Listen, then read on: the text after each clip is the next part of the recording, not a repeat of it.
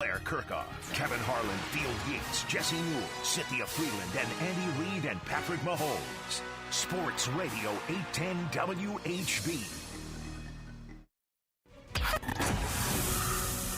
Chiefs fans, this is the Sports Radio 810 WHB postgame show, presented by CBD American Shaman. Life is better with the feather. An early scare did not mean things would stay scary here. Just a week out from Halloween, the Kansas City Chiefs kept the ghouls and ghosts away. In fact, maybe the Niners were the ones who were being haunted by recent matchups with this football team. Patrick Mahomes and the Chiefs with a very different version. Both of the Chiefs and the 49ers end up at least with the same win-loss result as the time these two teams faced off. Remember a little Super Bowl not too long ago? Well, this game didn't have nearly the same impact or implications, but also outside of the first quarter, it didn't have quite that much stress either, and that makes me grateful. Welcome into the Sports Radio 810 WHB postgame show. I am Joshua Brisco. Beards McFly on the other side of the glass. Dylan Michaels producing around the building as well. A 44-23 final does not tell the story of how things began, but it does tell the story of how things went from there. A 10-0 deficit is probably just sort of a Rorschach test for who you are as a person and what you expect from the Kansas City Chiefs in the year 2022. Because you give up the field goal, Mahomes throws the pick. All right, well, that's no good. You don't love that. All of a sudden, you're a little worried about the way things start there. That first turnover, obviously, off the way the Bills game ended, doesn't feel very good, you know, if you're trying to rebuild your own faith in the Chiefs' offense. And then you have Sky Moore do the thing that he has done before, giving the ball back to the other team. That's frustrating after the Niners already went up, you know, again, they're the 10-0 start. You have the Sky Moore mistake. You have the Harrison Butker missed field goal, even that point, with the Chiefs only being up by 1. You saw enough of the concerning parts of this game. Through the first half, really. I'll extend it. The 10-0 start was one thing. The missed field goal, the Sky Moore muff, those were issues of their own. But throughout that first half, you go into the half of the Chiefs being up by 1 point. Could have been worse based on how things started, but also could have been better. You start having some of those Colts-like flashbacks of, oh man, is this going to be another instance of this team making too many mistakes of their own accord to be able to control a game against an inferior opponent? Are they going to be able to slow down the run at all? Is this Niners defense really bothering Patrick Mahomes and company? Or will this be a short-lived sort of walling up of the dam that's still about to break? These are all places you could have been after 10-0 or at halftime. The Butker miss, the Sky Moore muff. And then what happened? Then what happened is something we've been hoping to see for a while. And not that it's been totally vacant this year by any means, but it's nice to see the Chiefs have this gear after a difficult, hard-fought game last week, leading into a bye week. It's nice to see the Chiefs hit the nitro button. And that's what you saw in the second half. A 30-10 rounding up in the second half. That includes, you know, Juan Thornhill stepping in front of the ball in the end zone for that pick to close things out. You got the ball back from the Niners on the fumble as well. So there's no garbage time scoring. I tweeted this right after the game, right after one of those, after the fumble, I think it was, the Chris Jones strip sack, that I'm sure that Steve Spagnuolo was thrilled because even whenever the Chiefs defense has played well, he's been frustrated in his press conferences later in the week. He's been frustrated with the Chiefs defense not closing out the game as strongly as they started or had in the intermediate chunk of it. Well, tonight that was not a problem. Tonight, the Chiefs did put the exclamation point on it from both sides of the ball. The only thing the Chiefs failed to do in the second half was get Travis Kelce over 100 receiving yards. That last pass from Chad Henne was in an effort to get Kelce from 98 over 100, but plenty of others went ahead and did their part in the game today as well. I don't want to make the box score the point, but just as a measurement of where this game went offensively. Juju Smith-Schuster, the only thing I'm worried about from him anymore is the fact that he's only under contract for the rest of this season. I thought he'd lead this team in receiving. I thought he'd be a gift for Patrick Mahomes. If he stays healthy, he's going to be this team's number one receiver. We have even more evidence of that tonight. 9 receptions for 124 yards and that touchdown there toward the end that really put it on ice and was also just, he was hilariously open. I can't think of another word funnier than hilariously. Marquez Valdes-Scantling, I'm gonna stop stumbling over that eventually. I don't want to get his name wrong, but I also like to get it right on the first try at some point. MVS, as we call him, Marquez Valdes-Scantling, gets his 3 catches for 111 yards. Does not end with him in the end zone at any point, by the way. Just bombs, legit bombs. Travis Kelce continues to be Travis Kelce, the quiet, holy cow, is he actually getting close to a 100-yard game? Yeah, that's 6 for 98, and it just feels like every big moment. And maybe the performer of the game is the name I haven't mentioned yet.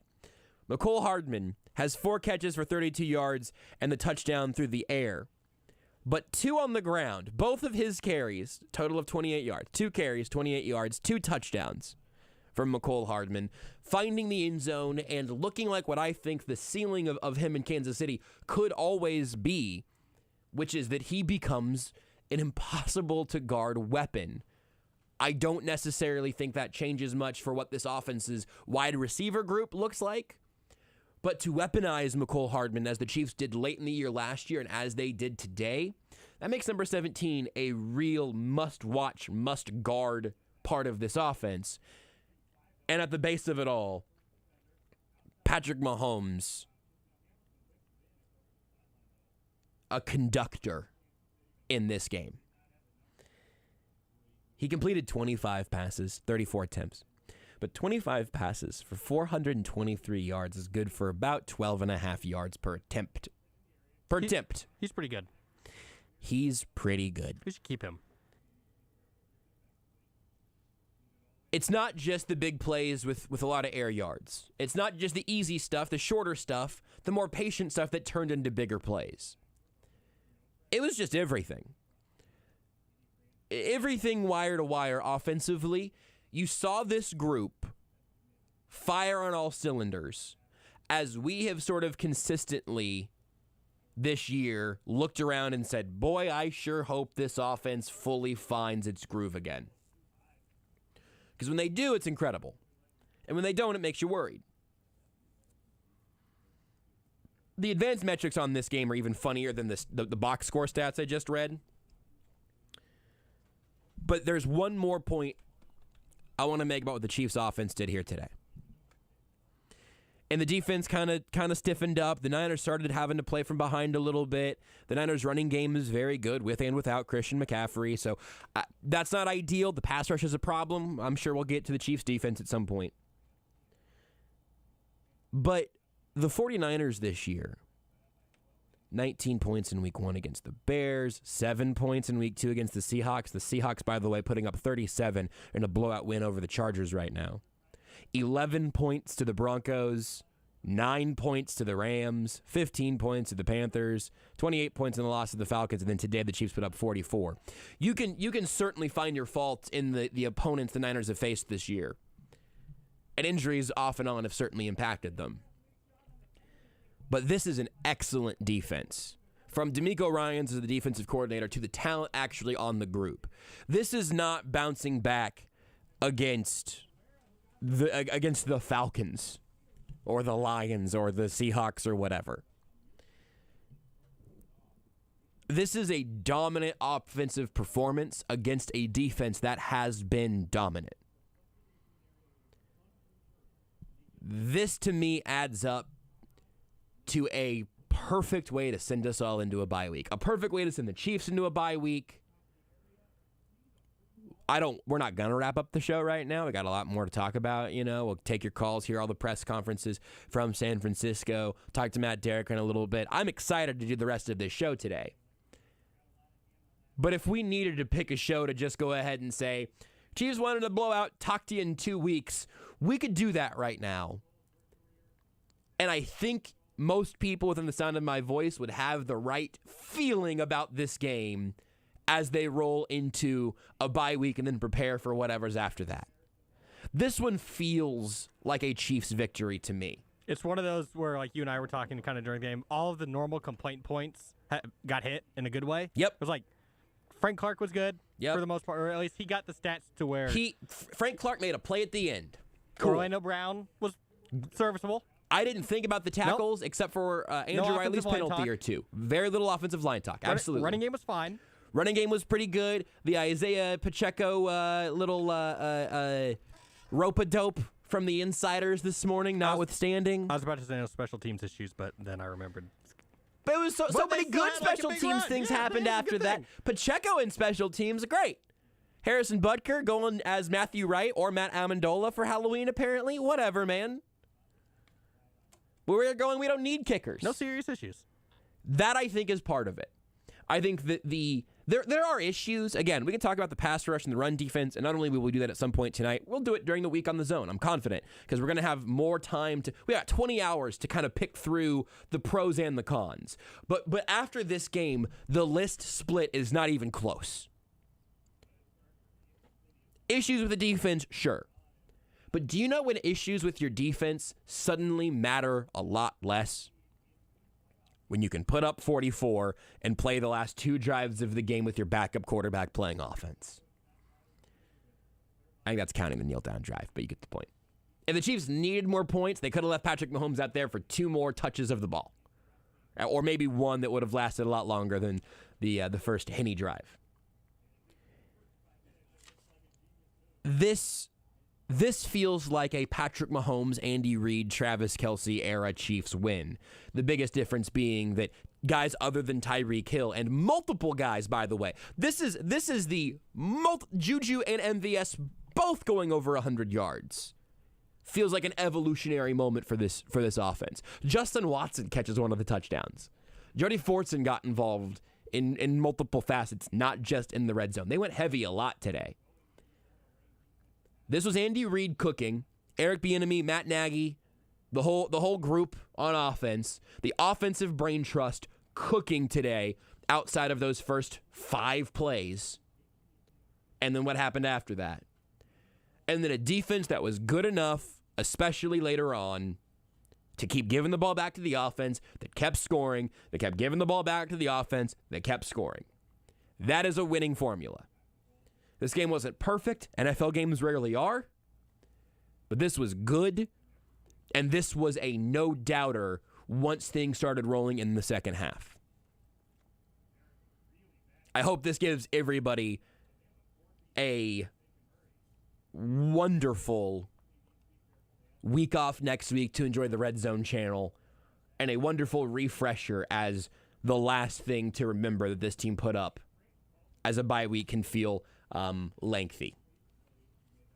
Good stuff here from the Chiefs, 44-23. Again, I'm Joshua Brisco. That other voice you heard is Beards McFly. By the way, a little PSA, if you're looking for Kansas City current playoff action, that's over on ESPN Kansas City, 1510 AM, 94.5 FM. But we'll be with you here for a long evening of post-game action before we hand you over to the second half of Sunday Night Football, kind of pending when we're able to join in. But the post-game show is always brought to you by CBD American Shaman. And my friends, I've got some good news for you if you're looking for CBD American Shaman. When Kansas City scores, you score big at your local CBD American Shaman. Our team's score is your % off. Chiefs scored 44 points today, so you get 44% off all day tomorrow on orders of $100 or more. That's a pretty good deal. I swung by the CBD American Shaman booth at the Renfest a couple of weekends ago. Made some purchases there. Might be time to reload now. That's a good deal tomorrow at CBD American Shaman, because life is better with the feather. Beards, what you got? I was going to read a comment that we have, by the way. Plug the. You can watch sure. Twitch, YouTube, Facebook Live, Twitter, We're all over the place. You can watch the show in any of those places. Leave your comments there as well. Yeah, we've got a comment here. I watched Taylor Heineke and Aaron Rodgers play in the first game today. This game felt like going 100 years in the future. It honestly really did. It really did. And Patrick Mahomes was the Taylor Heineke evolution, and Jimmy G was the Aaron Rodgers evolution. That game was rough today. Watched a lot of bad football in the noon hour. Some real good football in the late games. Again, watch the show any of those places if you'd like. If you leave your comments there, Beards will go through them as we go live. You're going to have to wait on hold, if you go in the comments that way. Then again, Andy Reid, Patrick Mahomes. I am sure we'll talk to McCole Hardman. I imagine we will talk to maybe Juju, maybe MVS. I bet we get McCole Hardman and Juju today. 2 wide receivers. That would be atypical for the Chiefs, but certainly they both earned it. And here's a stat from StatMuse. Juju, the last 2 games, 13 receptions, 237 yards and 2 touchdowns. Good start. So we'll bring your pressers from San Fran as we get them. In the meantime, we'll try to rip through some phone calls here pretty early at the top of the show. And we open up with George. George, you are our leadoff hitter today. What's up, George? I saw some rather nice football during the noon hour. That's true. George is a Cowboys fan and all of this, so you got Dak back, and that's nice. Oh, What's I was up, George? happy. Yeah, I'm glad you got some good football on your TV today. I feel like you've earned it. Last week we both stunk. This week Yeah. we're both okay. Yeah, there you go. Look, two dubs today. That's a win. Sir, educate me on something. I'll do my best. Don't hold your breath. The stat was 5 sacks. If I'm adding it right. No? Yes? Yes, 5 for 26 in the record books. Hey, so does the safety count as a sack? Yes, absolutely. Yes, it would. Okay. And then when Garoppolo was intentionally running forward but still sacked behind the line to play right before the safety. Yes. That I'm seeing here a half sack for Colin Saunders and Frank Clark. They would have split that one. I don't think they would have split any other, so I believe that was also a sack. But that's my question. Doesn't that count as a running play behind the line instead of a quarterback sack because he's not Not if it was set to be a passing play. I would be curious about like a quarterback draw that ended back there, but since it was clearly a passing play, it would sort of be like scrambling towards the sideline and getting tripped up. If you go down behind the line of scrimmage, they'll give a sack to the tacklers. Player. Yep. Okay. Then the other question is, have you figured out yet at what point the Chiefs will play a full, complete game? No, and here's the one thing that I will say on that front is, first of all, if it would have started better today, this would have been a decent argument. This would have been a good one, yeah. But such is life. My sort of takeaway on that one is that if I were you, I wouldn't hold your breath waiting for it, because I don't know how often teams do that in the NFL altogether. The Bills might do it once or twice a year. The Chiefs might do it once or twice a year. And that might be the list. Maybe the Eagles every once in a while now, the roster they've got. But it's hard to play a complete game when the other team's trying to keep you from doing that, Well, had the drive right before the half done in either direction, the touchdown or the field goal, Yeah. I think that would have made up for not being as good a first half as we would have wanted. Yeah. I think that's fair. It didn't, you got to count points against that. Yep. I don't know. It would be nice. Everybody wants it nice to play consistent football, and I think it was 7 penalties still. I think that's about 2 penalties too many. 5, I think, is about as acceptable as you would not want any, but if you're going to take them, 5, and then even then, this whole year, football in general this year, ticky-tacky penalties have really killed the game. Yeah, it's been bad. I am generally unenthused about the direction of NFL refereeing at the moment. And you don't hear that from general managers. Yeah, well, I mean, league partners and league employees are not going to be the ones to complain about refereeing. That's just the truth of it, unfortunately. Well, the media is not going to do it. I mean, the media can do it all they want, but it's not going to affect the outcome. Right. It will be an issue of the NFL's tolerance on that front and how much they're willing to hear about it. And right now, it seems like they're willing to hear about it quite a bit. Well, I got to go buy $44 in groceries tomorrow. That sounds good, George. I appreciate you, sir. Always good to hear from you. Let's keep it moving today. Next up, we got JT. JT, it's been a minute. How you doing, man? It's a good day when the first call is breaking down how the box score is compiled. Yeah. Yeah. Look, man, not exactly what you typically listen to here. Not a ton to complain about, I don't think. So we'll see. I don't know. You got something for me though? Yeah. First off, do you think we could get Mecole to tutor Sky a little bit on what it takes to hold onto the ball? You know, Mecole Hardman, a stalwart of ball security over the years. I think that's a great point. I think that clearly Sky has some things to learn there. Yeah, I think that's a great call. Yeah. Just thought that might help. Hey, lastly, and somewhat seriously, what is the difference in the run game this week and the run game last week? And I don't want to overload your analytical abilities. Maybe push that one off to your buddy Seth. Yeah, sure, I will. But from my perspective, it's as easy as the pass opened up the run. I'm curious to know if the smarter people see it that way. JT, I appreciate it. Here's my theory. Just watching the game once, like you guys did. That is the advantage of like Seth Kaiser. I'm sure at some point, maybe this week, we can all bully him into writing about the running game and why it did look better this week than last. I would have to look first of all at the personnel groups and everything and how defenses are playing them. That's like the free cheat for first of all hitting the snooze tonight and then also checking to see if there were personnel matchups. The main thing though, I think the Chiefs' offensive line was, at least in pass pro, so significantly better than it was, especially on the interior tonight, than they were against Buffalo. Von Miller on Orlando Brown in the first half, and then Andrew Wiley in the second half. Von Miller really led that conversation, understandably, but the interior got beat quite a bit. Mahomes was much more comfortable as a passer today. So I wonder if that translates to the running game as well. There was also a tweet that I saw mid-game. I can't remember who it was from, so my apologies for the stealing. But especially those screens, the Niners really want to get depth on their penetration. Don't mark that. Or do. I don't care, man. We need more cuts on Friday. You can mark that one if you want. Listen Friday at 1:45 in the zone. So, and listen the rest of the week as well, ideally. But if you want to hear that clip again. But by allowing the Niners to, I'm going to just say, penetrate with depth the way that they did, especially when they're trying to get in the pass rush, you could just let Nick Bosa charge at Mahomes. He can drop it over the top to Derrick McKinnon or whatever. That's an extension of the run game to me more so than, it's not literally answering the handoff question. But within that, the Chiefs have probably only had, 15 or so designed runs before they started really packing it in. Pacheco got 3 consecutive carries. They were all great. One got undone by a penalty. But I think he ended up getting about 20 of his yards back there, kind of in the closeout section of the game. Clyde wasn't great. Hardman was stretching that defense quite a bit. The Chiefs were working horizontally, I think more than they were against Buffalo, in part probably because the tackles were holding their depth a little more to allow those Hardman stretches and more of the other horizontal stuff to work with a little more space, which again stresses out a defense. Any way you can stretch a defense is a good thing. Stretch them deep with your passing game, stretch them wide if you have the speed to do it. But that's Mecole Hardman in the running game. That's what, and even that pop pass was also basically a run.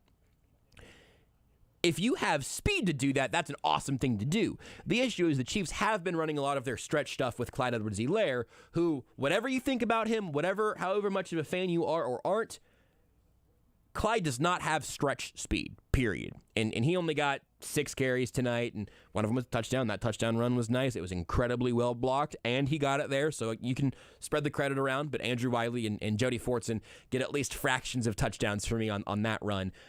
I think you can give it to the blocking a little bit. I think we have to look and see how the Niners approach this personnel-wise before we get a great answer to that question. But if the personnel is similar to Buffalo, I think it's using Hardman, stretching them horizontally, and then also getting the run blocking against this defense that they were not able to get, particularly on the interior against Buffalo. Next up, we got Rodney. Rodney, you're on Sports Radio 810 WHP. What's up, Rodney? What's going on, Brisco? How you doing? It's been a minute. I call. I know. It's good to hear from you again, sir. Yeah. So my thing about it is that I hear a lot of people, wanting the press the fast forward on the gelling of the wide receiver core. I feel like that we should give them the same kind of time frame we gave our the new offensive line last year. You got to give them time to gel and connect. Because that deep bomb that that Mahomes threw to MVS, you could tell Mahomes did not. He only put probably 45, maybe 50% of his power into that. He tried so hard not to overthrow him. And it's going to take time for him to get that connection going. But that wide receiver core is going to be, to me, is it's more like the NBA positionless basketball. You know, we got to normalize positionless football. Travis, it doesn't matter what they list these guys as. Jody Fortson and Travis Kelce are not tight ends. They're wide receivers. The closest thing we got to a tight end that we saw was probably from Noah Gray and Blake Bell. Then the closest we're going to have as the tight end, Noah Gray is starting to get there because he's starting to block better. Yeah. But his receiving ability is getting closer to Travis Kelce. He's going to be in that same group as a wide receiver. But they play – this offense is different from the NFL because they play positionless football. You got wide receivers lining up everywhere. You got a running back, literally a running back by committee. I know a lot of people going to talk about, did Clyde lose his starting position to Pacheco? I don't think so. I just think the 49ers wasn't ready for a bullheaded runner. There's somebody who's patient. That's two different type of running styles. So my thing about it is that how this offense is run is different. So when we look at for players that Andy Reid needs on this offense, we need guys who can play everywhere, not just one side. Rodney, that's one of my things. I'm just gonna basically tell you you're right, hang up on you, and then talk about how right I think you are, and how much I agree with you across the board, man. Most definitely, I'm gonna be listening. I appreciate you, Rodney. Good stuff, wire to wire there. Because here's the thing. First of all, on the receivers gelling, I just think Rodney's right. This group was going to have some growing pains, and right now we are seeing the fruits of that. Again, against a defense that banged up. Travarius Ward was banged up mid-game and stayed out there. Hufanga left and came back and then left again. Whatever. Every defense has its issues. Trent McDuffie's still out there for the Chiefs. But you get to see where everybody looks comfortable. I think that was the word I used about MVS maybe 2 weeks ago and Juju last week. Like, the offense looks like it's working with those guys as major parts within it, including those tight ends. Not only is Noah Gray continuing to get used more, which I think is a great thing, and Rodney mentioned Gray's blocking, but Jody Fortson's blocking as well as a guy that is literally a converted wide receiver. He got used in short yardage in sort of a possession receiver role back in the negative side of the field, which he's usually been the red zone threat.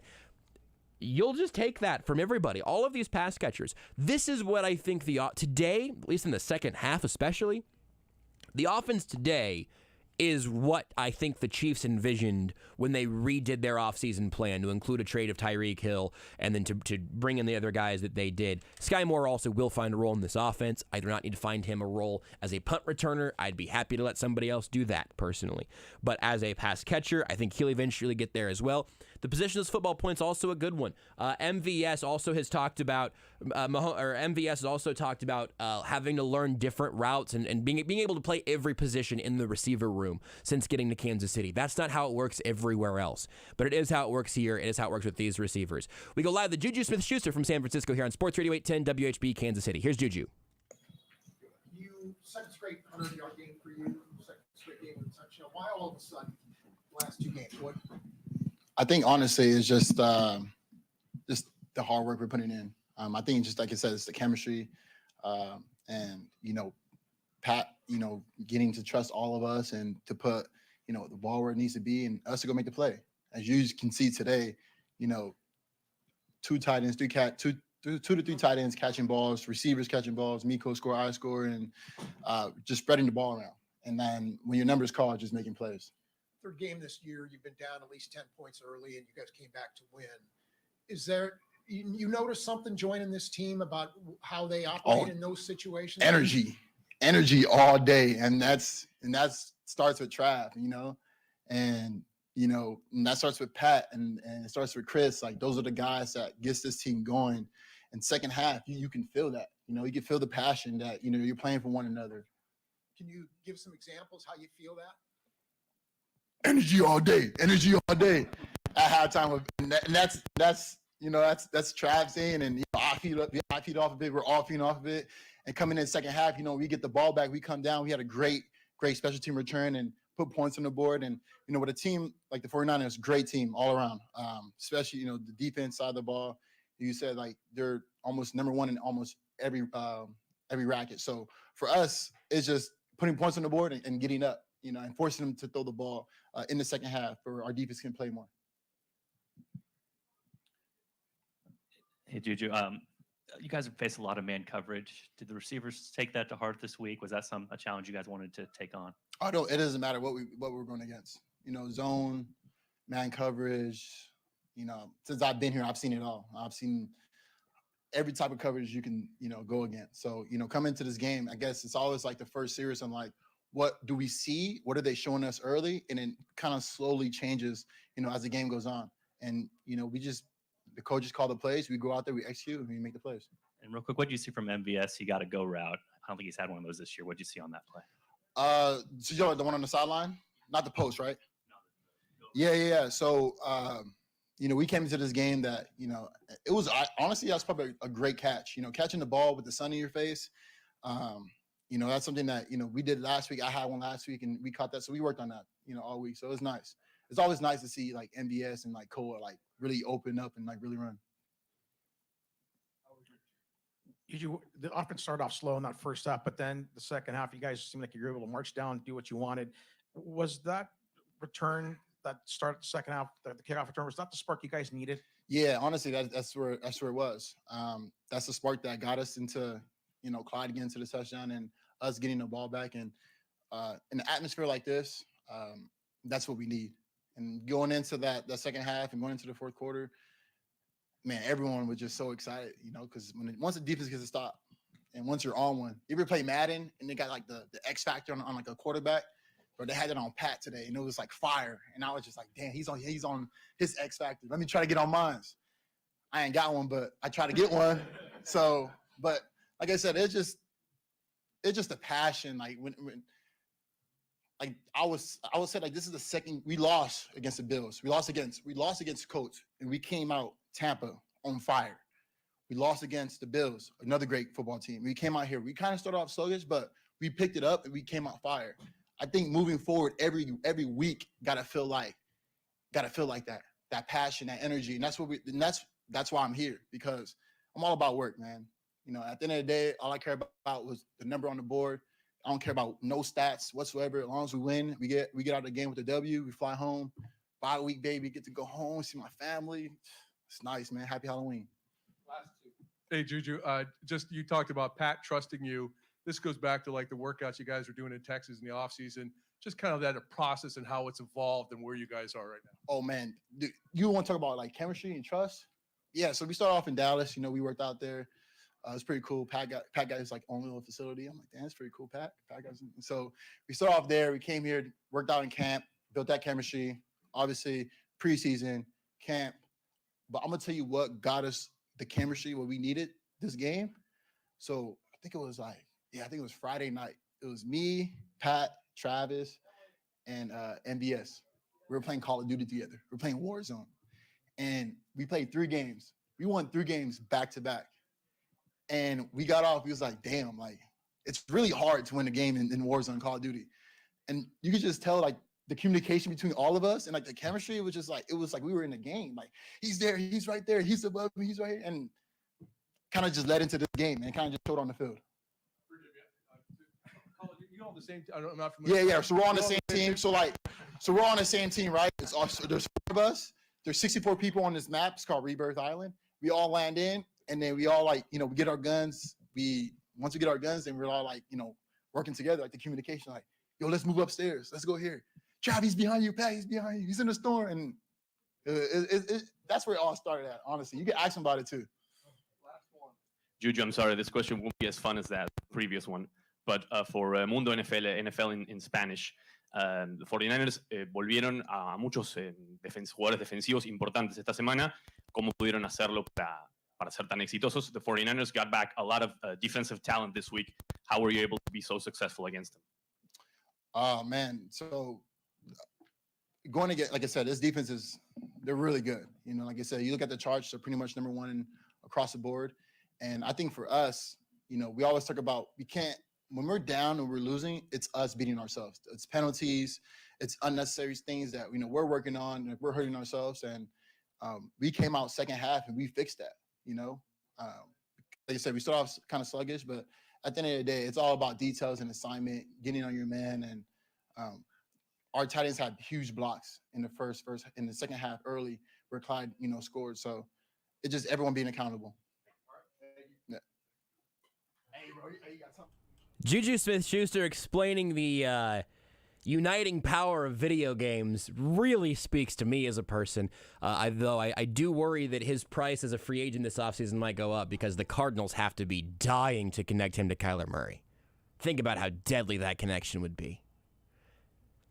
I certainly hope the connection in Kansas City is long-lasting, and it honestly sounds like he's having a pretty nice time here. I'm guessing he and Ben Roethlisberger didn't get a whole lot of time on the sticks together, so I'm hoping that it speaks to a long future for Juju Smith-Schuster and the Kansas City Chiefs. Beards, before we take a break real quick, can we make that our locker room report here on the Sports Radio 810 WHB postgame show presented by Twin Peaks? The Chiefs Locker Room Report is brought to you by Twin Peaks. No one does football like Twin Peaks. Whatever your preference, they have everything from tequila cocktails and an extensive bourbon category to top shelf spirits and cocktails served over ice balls. Local craft beers and handcrafted whiskey cocktails round out an adventurous drink menu, second to none. And don't forget about their 29-degree man-sized drafts at Twin Peaks. We'll keep hearing pressers on the other side of the break. Plus, we'll take your calls. Butch and Dan, I know you guys have been on hold for a minute. We'll get you and the rest of the phones as we continue to hear Chiefs pressers live from San Francisco on the other side of the break here. It's the Sports Radio 810 WHB postgame show brought to you by CBD American Shaman. Free CBD samples every day. You're listening to exclusive postgame coverage on Kansas City's home for the NFL. Sports Radio 810 WHB. Brought to you by Casey's own CBD American Shaman. Come on into your local shaman store for a free sample of stress-sacking CBD. Everything is better with the feather. Scott Graham here from Westwood One with a preview of Monday Night Football. NFL Week 7 wraps up with a battle of young quarterbacks when Justin Fields and the Chicago Bears visit the New England Patriots. The Pats are on a 2-game win streak with rookie quarterback Bailey Zappi filling in for Mac Jones. Now Jones prepares to come back. Can they keep the trend going? Find out on Monday Night Football. Kansas City's home for the National Football League. Sports Radio 810 WHB. Tito's Handmade Vodka is America's original craft vodka. Tito's is made from corn and naturally gluten-free. Visit us at titosvodka.com. Distilled and bottled in Austin, Texas, 40% alcohol by volume, Nably 80 proof. Crafted to be savored responsibly. Hi, I'm Emmitt Smith, Hall of Famer and all-time leading rusher with exciting news. If you suffer from chronic joint pain, Emmitt Smith wants to introduce you to QC Kinetics. QC Kinetics is the nation's leader in biologic treatment for pain. I'm talking regenerative solutions that encourage your body to heal and repair itself. No medications, no surgeries, no downtime. If you have pain in your knees, hips, lower back, and shoulders, don't assume the old treatments are the only treatments. Learn more about how you can get lasting relief with biologic treatments that can repair and restore damaged tissue. Call to learn more about this exciting natural way to deal with chronic joint pain. Play golf without pain, walk upstairs without pain, play with your kids and grandkids without pain, get back on your job without pain, live your life pain-free. Call QC Kinetics. Call QC Kinetics, 816-412-6299. That's 816-412-6299. 816-412-6299. In the pursuit of our passions, there's no finish line. For those who chase new adventures, bigger goals, unforgettable moments, once-in-a-lifetime trophies, Bushnell innovates the widest range of products for you. Because just like you, we are built for the pursuit. Your home is your greatest investment, and our weather is tough on your roof. If your roof needs repair or replacement, I recommend Buck Roofing. Ron Buck and his team have been repairing and replacing roofs in Kansas City for over 15 years, and they're in Lawrence too. For expert roof repair replacement, commercial and residential, and they'll do your gutters too. There's only one company I trust, the one with so many 5-star reviews, and that's Buck Roofing. Online at ourbuckroofing.com. Sleep well knowing Buck fixed the roof over your head. Get ready for Monday Night Football with the KC Legends Show hosted by Bill Moss, live from Barstool Sportsbook inside Hollywood Casino. Bill's special guest this week is former Chief Ricky Sigler. They'll break down the Chiefs and 49ers and get you ready for the Bears and Patriots on Monday Night Football. There's no better place than Barstool Sportsbook inside Hollywood Casino to place your bets. Featuring 16 betting kiosks, 5 betting windows, and 45 HD TVs. Come check it out with the KC Legends Show Monday at 6 on Sports Radio 810 WHB. Hey, Kansas City. Good Sense here. You know, size really does matter when it comes to our sensational subs. The competition just can't stack up to our giant 16-inch whole sandwiches. Starting with our Baked Fresh Daily Pillowy Soft Bread, loaded with your choice of sliced-to-order meats and cheeses, and the freshest veggies in town. Why would you settle for second string when you can eat like a starter every day?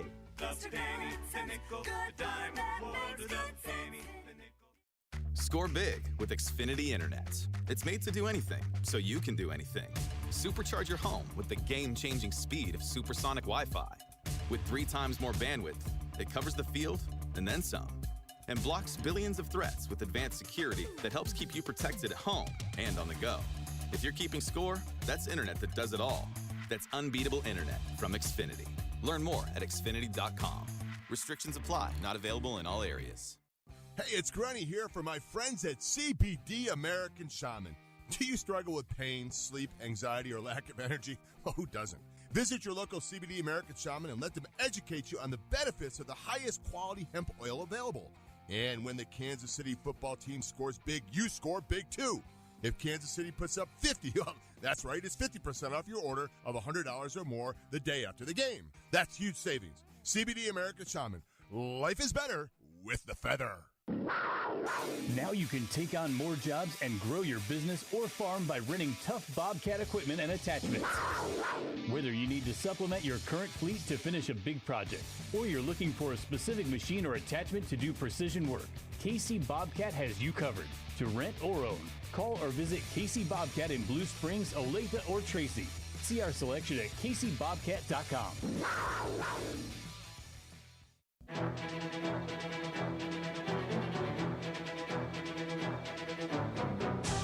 6:19 to go, 3rd and 6.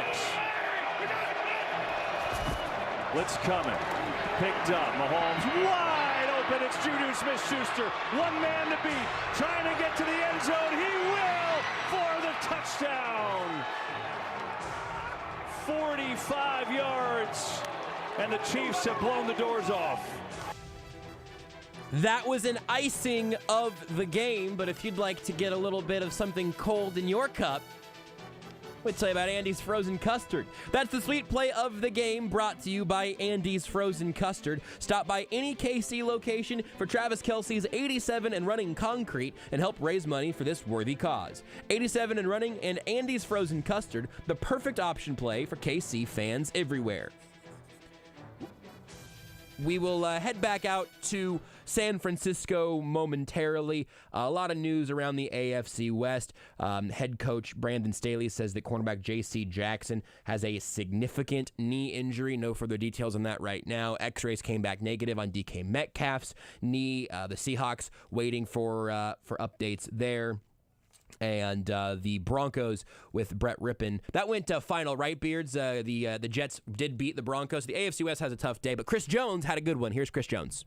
Too much going on in this league. I have no comment. Chris, with the coming off of a loss over here, how you doing, man? I'm good. How are you? Good. What did you feel like you guys showed most improvement in this game? I think we focus more on us, what we can get better at. I think we gave that game away. We had so many opportunities late in the game where we could have capitalized on it, whether it's a pass rush, whether it's a pass we could have caught. And I think the focal point this week was capitalize on those opportunities. This is a great team coming in here. We knew it was going to be a hostile environment. So we capitalized on those opportunities. We'll give ourselves a chance to win. Chris, we talked so much about you playing defensive end last year, but you've been pretty successful at it in the spots you played at this year. Was that something that's just game plan related? Is it something you're seeing during the game? I guess, how does that come about?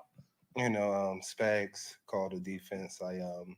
We just try to give them different looks. You know, I got a heck of a supporting cast with me. I got Frank Clark, Carlos Dunlap, and Colin Saunders or Derrick Nottie, and they cause a double team on them, which frees me up to get a one-on-one, or the scheme that Stats run forces me to get a one-on-one. And my job here is to win the one-on-one.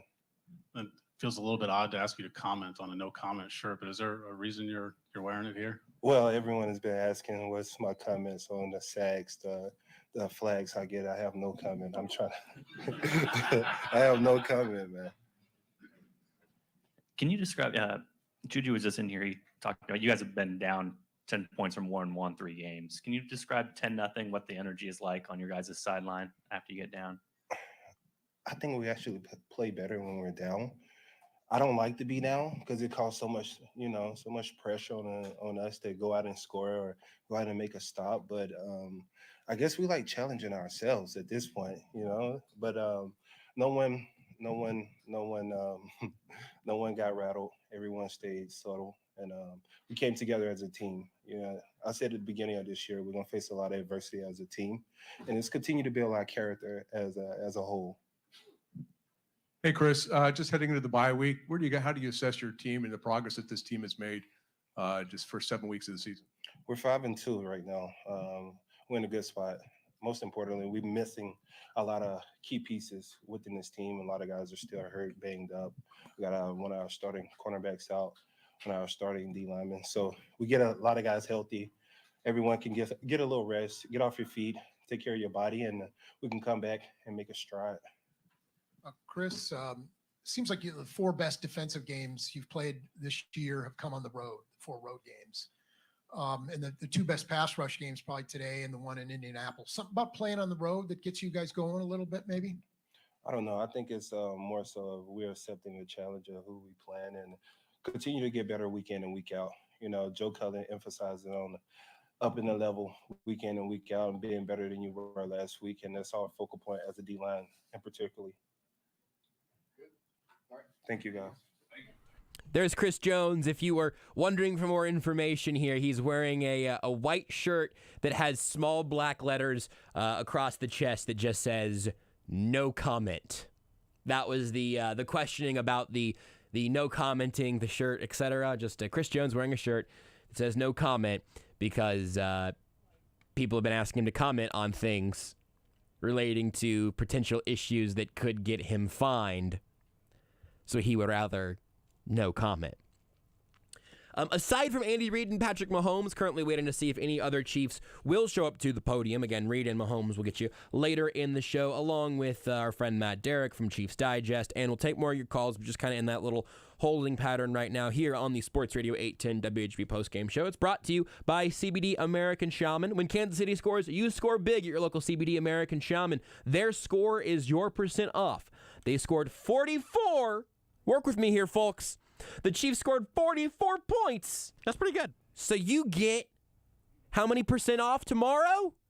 22? 44% off all day tomorrow. That's even better. On orders of $100 or more at CBD American Shaman. Life is better with the feather. And you're going to get a lot of feathers for 44% less tomorrow at CBD American Shaman on orders of $100 or more. Go do it. Don't waste your time here. Make your time. Make your money. CBD American Shaman. Is that looking like the end of the stuff there, Beards? Okay, we're going to go ahead and call it outside of, again, Reid, Mahomes later on in the show. But in the meantime, let's see if we can blitz through this phone board. Butch, appreciate you waiting on hold. You knew we were going to get to you, Butch. How about him? Gentlemen, how about those Chiefs, huh? How about him, Butch? How about him? Let me try to get through this one quickly. We're going to hand out game balls in pairs. A game ball pair goes to Andy Reid and Eric Bieniemy. Did you see what they did on those McCole Hardman touchdowns when they had them running the end around? Because Greg Olsen kind of riffed on this a little bit. They had Noah Gray sort of fake pivot like he was going to block down and pivot out and get to the second level. The DN, the backside defensive end, crashes into the hole. They're able to run McCole around. They did it 3 times in a row to perfection. They saw that on tape, and it worked for them. We're going to give another pair of game balls to Frank Clark and Chris Jones. I don't care what Chris Jones won. I'm going to pay him at the end of the season. He's not only your best interior defensive lineman, he's your best edge defender, too, because he got 2 sacks and a forced fumble on Mike McGlinchey. Speaking of a couple of pairs, the pair of tackles out there in San Francisco look terrible. Guys, They're not healthy. Frank got Trent Williams, too. He doesn't look right. I think they were just trying to get back for the game. God bless them. It didn't work out for them. We're also going to give out a couple of game balls to TK and Noah Gray. National Tight End Day. They both falled out. I'm going to give out a couple of game balls to MVS and Juju. They are now the reason why Sky Moore isn't going to get more reps in the wide receiver room. I love them to death, but those two were cooking today. And then lastly, I'm going to give out a couple of game balls to the entire interior offensive line for the Chiefs. The O-line as a whole gets an A-. Great bounce-back game. You see what happens with this offense when you're not losing one-on-ones on the interior of the offensive line. You get to block it up great, you go down 10 early, and then you rip off 44 in a row. Man, save us, save us. Beards, if we don't hear that one on Friday on The Zone, I'm going to be furious. Thank you, Butch. Butch just gave us the good stuff. We got that's going to get us through the bye week. You get a game ball, and you get a game ball, and you get a game ball, and frankly, I'm not sure Butch is wrong about any of them. And some good spotlights on some guys who don't always get them. Appreciate that from Butch. Next up, we got Dan. Dan, appreciate you waiting on hold, sir. Hit me with it, Dan. Hey, Joshua, how you doing? How about those Chiefs? How about 3 touchdowns by Cole Hartman and Juju Smith-Schuster with a touchdown, and Chiefs won the third down battle in of the big screen play that got the first down, and then the big play to Marquez Scantling. And I think, Sky Moore owes Joshua Williams a steak dinner for bailing him out on that interception. Sky Moore's got to learn, I think, like you said, you're right, Joshua. I think he's true on special teams. I don't know what to do. Just do them on kickoff returns. Anyway, great team win. Let's take care of this bye, and let's take care of that time. Take care of yourself, Joshua. Dan, I appreciate it. Just every time Dan is like a horse ready at the gates. Never left standing there when the gates open up. Every time. Dan's got the heat. Appreciate it, Dan. Next up, we got Paul. Paul, you're on Sports Radio 810 WHB. Paul, hit me with it. You bet, guys. Hey, one's expectation. Hey, as we whistle past the graveyard of the NFC West, we have an expectation that we have to beat, and we have to run the table on these guys. And I just want to use a great win. You never apologize for the win in the NFL, but expectation. We are expected to run the NFC West. This dumpster fire out there. Second point is the referees. I'm 62, so I'm from the days of Jack Lambert, Tatum, Mad Dog White. It seems to me the referees are now kind of being detrimental to the product the NFL is trying to put up. And I want to talk about that play. Our running back hit the flow block, took a touchdown off the board. Go for it. That block, there was no physical kinetic energy. The guy jumped over it. Leave your flag in the pocket because you took a touchdown off the board on a block that was outside the box a couple inches, but there wasn't a threat of an injury to that player. And so I think the referees, when you're taking TDs off the board, you're just becoming detrimental to the product, and that's what I feel about that. The league's really got to address that, because as a fan, I'm like, you took a touchdown off a great catch by Kelsey. What are we doing? Paul, do you like beef? I do. Stay on the line. Paul, good stuff, man. Beards will get your information here in just 1 second. I'm going to make you the caller of the day, brought to you by Greengrass Cattle Co., because I agree across the board. I'm going to circle back to the refs. First, I got to tell you about Greengrass and why Paul said what he said there, resulting in a caller of the game nod. I wrote it down. We'll be back on that, Paul. But in the meantime, again, brought to you by Greengrass Cattle Co. They do incredible work. I know I saw a couple little behind-the-scenes clips from what we're working on from our trip out there. It's going to be a very good video that's going to show you both how bad I am at being a discount rancher and how good they do it out there at Greengrass Cattle Company. You can visit them online at greengrasscattleco.com. You can visit their store in Weston, Missouri off 45 Highway, less than a mile from the ranch. Or again, order online at greengrasscattleco.com and they'll deliver right to your door. An incredible product from Greengrass Cattle Co., both as a carer of their animals out there and also the product that they produce at the end of the line. Incredible stuff from Greengrass Cattle Co. You'll enjoy it, even if you don't get it for free on the radio. From the actual content there of everything Paul had to say, you do expect to sweep the NFC West. That is a standard this team has set for itself because they have the burden of high expectations. So he's 100% right on that.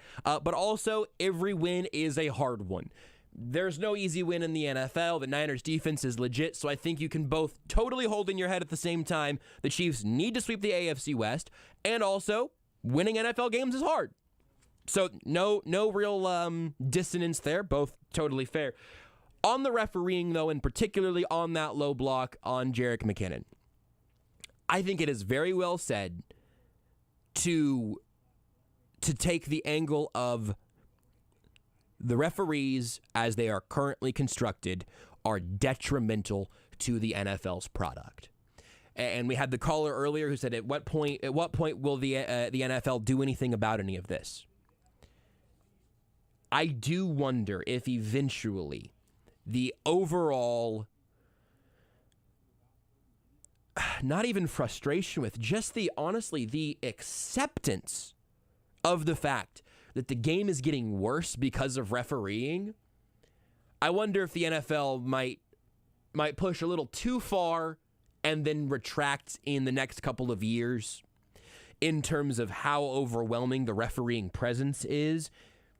I love this note here on the McKinnon play, there was no threat of injury on that block.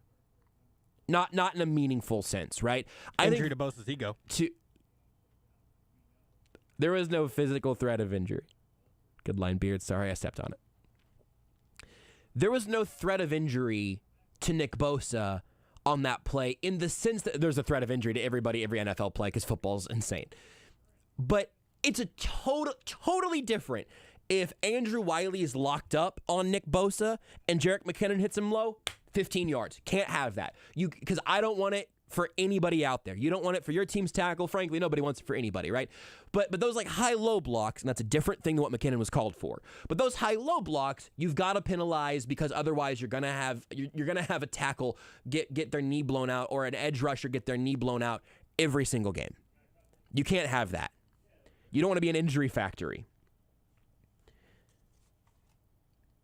But if it's a one-on-one matchup and the running back goes low and Bosa can't get up and over, or it just sweeps him out of the play, that kind of thing just happens a lot.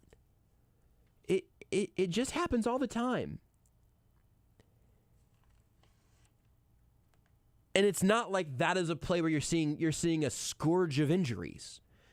It was wider out than it usually is, and maybe at that spot, McKinnon's supposed to let Bosa come back closer to him before he reacts, but you just have a couple of guys trying to play a football play.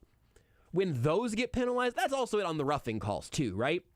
If there is something where you say that is an unnecessary endangering play that is going to impact the player's health more likely than not, or that's a play where, hey, the play itself was impacted because of an excessive amount of illegal contact or grabbing of the jersey in something that ends up being called pass interference.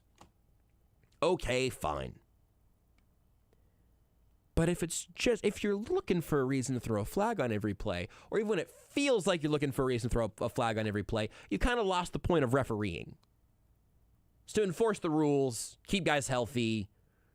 The NFL needs a recalibration. That's nothing new from today, but I think it's something we're probably going to have at least a brief moment about probably every week. Every postgame show there's going to be something where we go, man, just too many flags out there today. I think that's where the league is at right now. There needs to be some recalibration on that. Next up, we'll take a call from Ken. Ken, you're on Sports Radio 810 WHB. What's up, Ken? Hey, I was just going to comment on Noah Gray and coaching. I think we've had some issues with tackles, right? And then the coaching got Noah. I mean, the coaching was looking at the tackles and the defenses, the weaknesses we've had, and they had him like tilt his shoulder, tilt this way to cause the edges to go the other way, which resulted in two huge plays. And then Chris Jones, who you just mentioned. He did a good job crabbing over the quarterback, so he didn't fall on him. Yep. I think they did a good job from what the rules have been, put in place. As unfair as they are, they did a good job reacting to that. I think you're right, Ken. I think that's a good perspective, and I appreciate it. Also, to the question very early in the show about the offensive line having a better day today, to what Ken just said about Noah Gray and the tackles, there was a lot of heavy personnel out there. I don't know what percentage it was. I'm going to have to go back and check my notes on that. Or really check someone else's notes when all of that game data comes out. But there was a lot of heavy personnel, and I do think that had to be, at least in part, in trying to find a way to benefit the offensive line without coming at the cost of having Travis Kelce out there to be a wide receiver. I also believe I saw this would certainly, the inverse of this would surprise me. I believe this is the first game in Patrick Mahomes' career where he's had two 100-yard receivers, neither of whom are Kelce or Hill. And that makes a lot of sense. Then one more call here for the segment, at least. We'll get Jazzu J under the wire. Jazzu J, what's up, man? Hey, thanks for taking the call. I enjoy your post-game show. Couple comments quickly. One, and I guess this, did you feel, or at least I did, I felt like the play calling was much different today, like there was actually maybe an offensive game plan, unlike last week, and maybe it's just because things worked. But you can also, that can be said on the defensive side of the ball. And I must have said this about 6 times or thought it about 10 times during the game. where was this game plan last week when it really mattered? Yeah. And whatnot. And so I'll leave you with these two questions. One, and this comes on the heels of Mecole Hardman's big day, but I still feel like this coaching staff that the Chiefs have, we still struggle to develop players.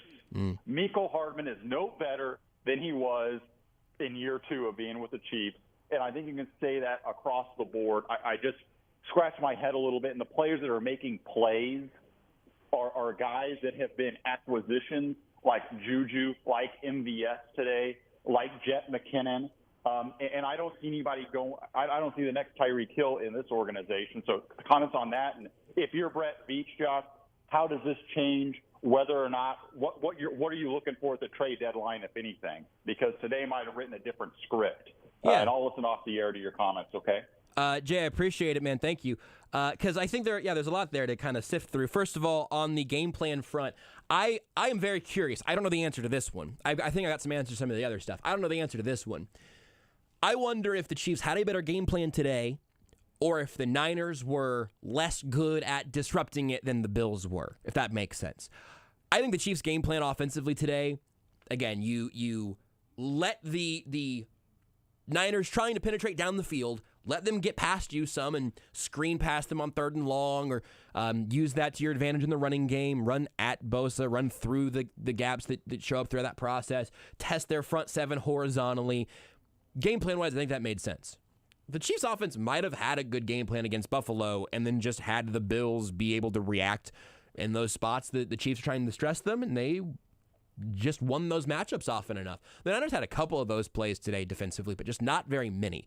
The Chiefs put the Niners in the spots they wanted them to be in and then also executed through that. So it's hard to compare without being in the building. So, that's maybe a bit of a cop-out, I suppose, but genuinely hard to evaluate that from a game plan perspective. Like you said, maybe it's just because it worked. On the player development side, here's the question that I would ask, I guess, if you are unhappy with how the Chiefs develop players. And they've certainly had some misses. I'm not here to dissuade you from that. Do you think that if Mecole Hardman's on a different team next year, if he hits free agency and signs somewhere else, do you think he'll be better somewhere else? I don't know that he won't be. I think the way he gets used would be interesting to see. But in terms of the Chiefs developing Mecole Hardman, I wonder if he's not pretty near his ceiling. As opposed to saying, hey, he's not Tyreek Hill. No, he's not. But I don't think that anywhere else was going to make him Tyreek Hill, when the offense and the player development that did bring Tyreek Hill to the NFL, out of the 5th round, no less. Obviously, that was enormously impacted by all the off-the-field stuff in college and all the baggage that came with that. Do not mean to whitewash over that. But let's say that with none of the off-the-field stuff, I mean, Tyreek Hill wasn't a top 5 draft pick. He was too small to play receiver. He was positionless. He was, again, most of the issues with him came off the field in the draft process, but they did develop Tyreek Hill into Tyreek Hill. I think they've developed Mecole Hardman into pretty near the best version of Mecole Hardman. I wonder how they've used him over the years. I mentioned earlier using him late in the season the way they did last year and how they used him today. I would love to see that be just part of the plan with number 17 more often than not. But, hey, Beards, I'm just checking in again. We might want to check on this. I see pictures of Mecole Hardman at the podium, which makes sense. Never saw anything. Never heard anything.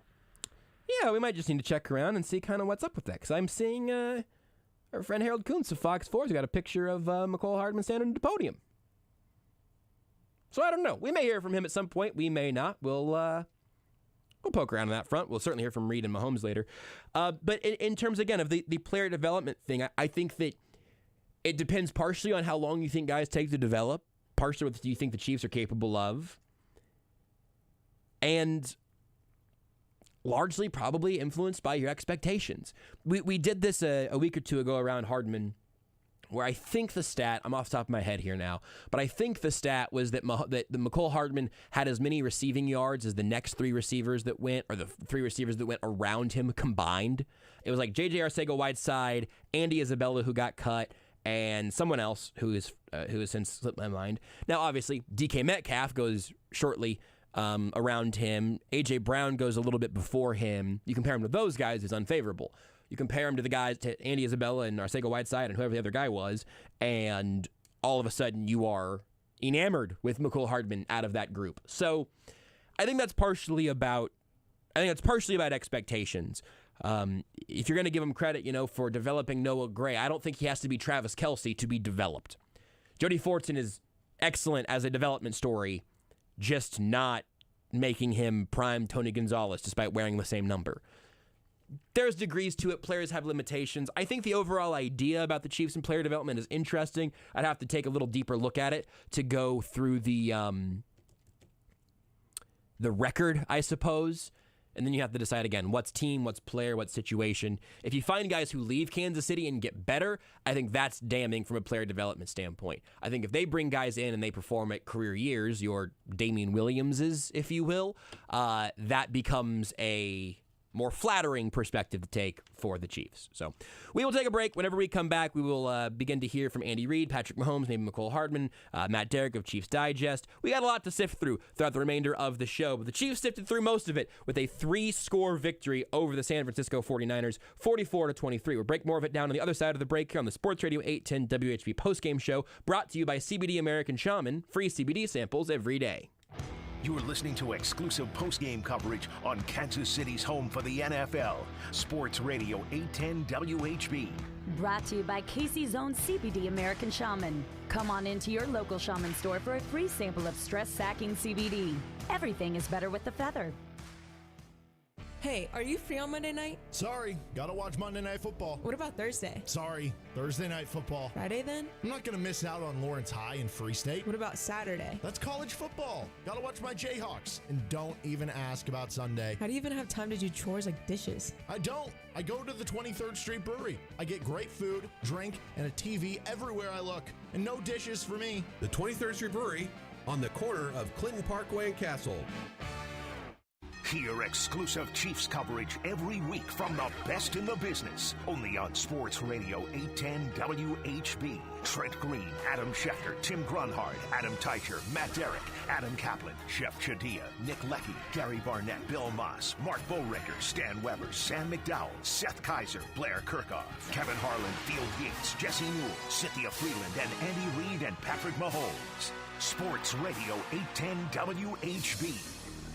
Hey, Johnny, $20 Mahomes throws more touchdowns than Brady this week. Ha! That's easy money for me. You're on. Ready to take your friends' money? Then download the Lucra Sports app right now. Lucra is the hottest new thing in online sports contests because with Lucra, you set the terms. That's right. No house, no bookies, and no sharks taking your money. Just one-on-one action with your friends. Fast, easy, and fun. Set custom contests against your buddies or anyone else in the Lucra community. You can even mix sports. Want to put up touchdowns against home runs or hat tricks against three-pointers? No problem. You pick the terms and post the contest. With Lucra, you can take your smack talking to a whole new level and then put your money where your mouth is. And you can use the free Lucra Sports app no matter where you live. So download Lucra now. That's Lucra. Use promo code PLAYER and they'll put $20 right into your account to get you started. Download the free Lucra app now and use promo code PLAYER for $20 free. That's code PLAYER.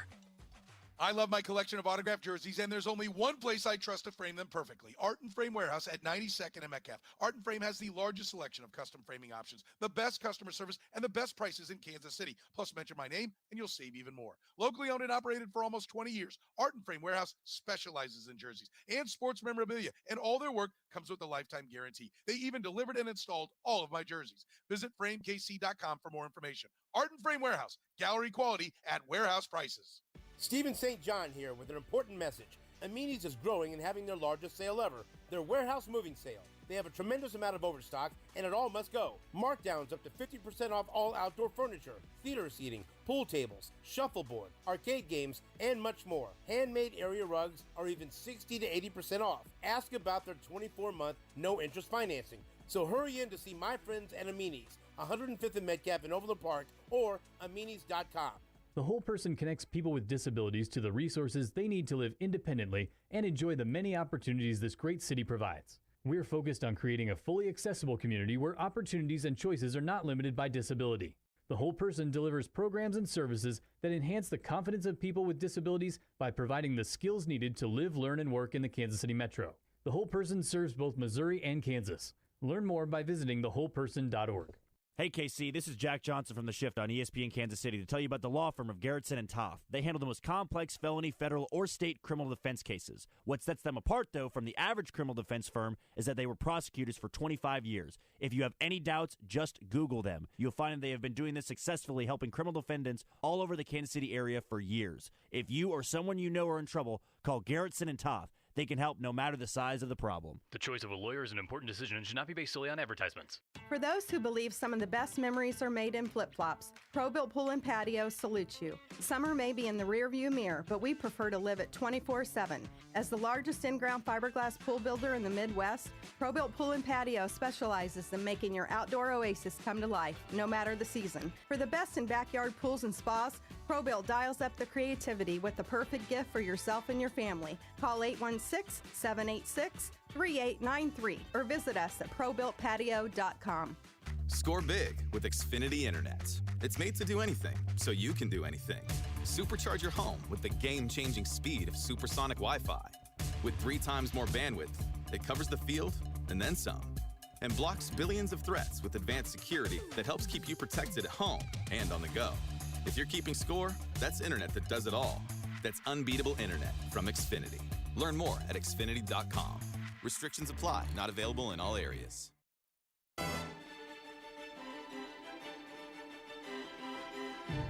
First down, 10th play of the drive. Hardman gets it on the sweep. Oh, Hardman's still going inside the 10, and he is in for the touchdown. 25 yards for McCole Hardman, his second today. That is your play of the game, brought to you by Central Bank. For more, visit them online at centralbank.net. Let's go ahead and hear from some of the Chiefs. I say some of the Chiefs altogether because we got well into the show and I glanced up at the screen and Fox had come back as they were having an on-field interview with Patrick Mahomes that very quickly, it appeared, became an on-field interview with Patrick Mahomes and Travis Kelce, which then became an on-field interview with Patrick Mahomes and Travis Kelce and Marquez Valdes-Scantling. I don't know if anyone else ever joined in on the fun, but here's a conversation with a bunch of the Chiefs' point scorers today, or I guess yard adders, since Travis Kelce, the quiet, just under the radar sort of national tight ends day of 98 yards and no touchdowns. Marquez Valdes-Scantling also didn't score in his 111-yard performance. A lot of guys here who moved the ball a lot today despite not getting in the end zone. Here is a conversation with Patrick Mahomes, Travis Kelce, and MVS, courtesy of Fox. Against the #1 overall defense, coming in 44 points, 423 yards. What worked so well? Yeah, we realized early that they were going to be aggressive and come down and force us to win over the top. And so I was proud of those guys. We got guys that haven't been here, and they came up and showed that we could still win over the top and still be that Kansas City Chiefs everybody knows. Part of that narrative was that when the personnel changed heading into this season, the productivity might come down. What have you learned to this point in the season, Patrick? I learned that we got a lot of competitors. I think that's the biggest thing. It's coming from everywhere. Juju, Marquez, McCole, and you know this guy right here. Patrick Mahomes, the one and only. You can't stop. Hold on. On national, we're all in here, baby. Let's get it. On National Tight Ends Day, and then you got this guy right here. How would you describe these couple of playmakers now to help your life? Yeah, we got playmakers everywhere. We all go off of each other. I mean, Kelce makes it happen. We got guys winning over the top, and then you got 17 winning on jet sweeps, baby. We got them everywhere. Go celebrate. How do you celebrate National Tight Ends Day? Well, we got a bye week, so I get to celebrate it for a whole week. Oh, we're going to celebrate it now. We're going to celebrate it. This plane ride back home, we'll enjoy that one first. Enjoy, guys. Patrick, appreciate it. Good win, guys. See you. There you go, courtesy of Fox. MVS showed up. I don't know if he ever got to the microphone, if it's just background noise. I just saw all of it happening live. I didn't have the volume up, obviously, because hype man. We're doing radio. just kind of a hilarious game altogether. I hope everyone's gotten the good feelings that come with that. As Travis Kelce said, he gets to celebrate it for a whole week. A good, very, very good way of introing the bye week and a little time off here as the Chiefs prepare for just some healing. You heard from Chris Jones. He even mentioned, like, hey, this team's still banged up from the injury front.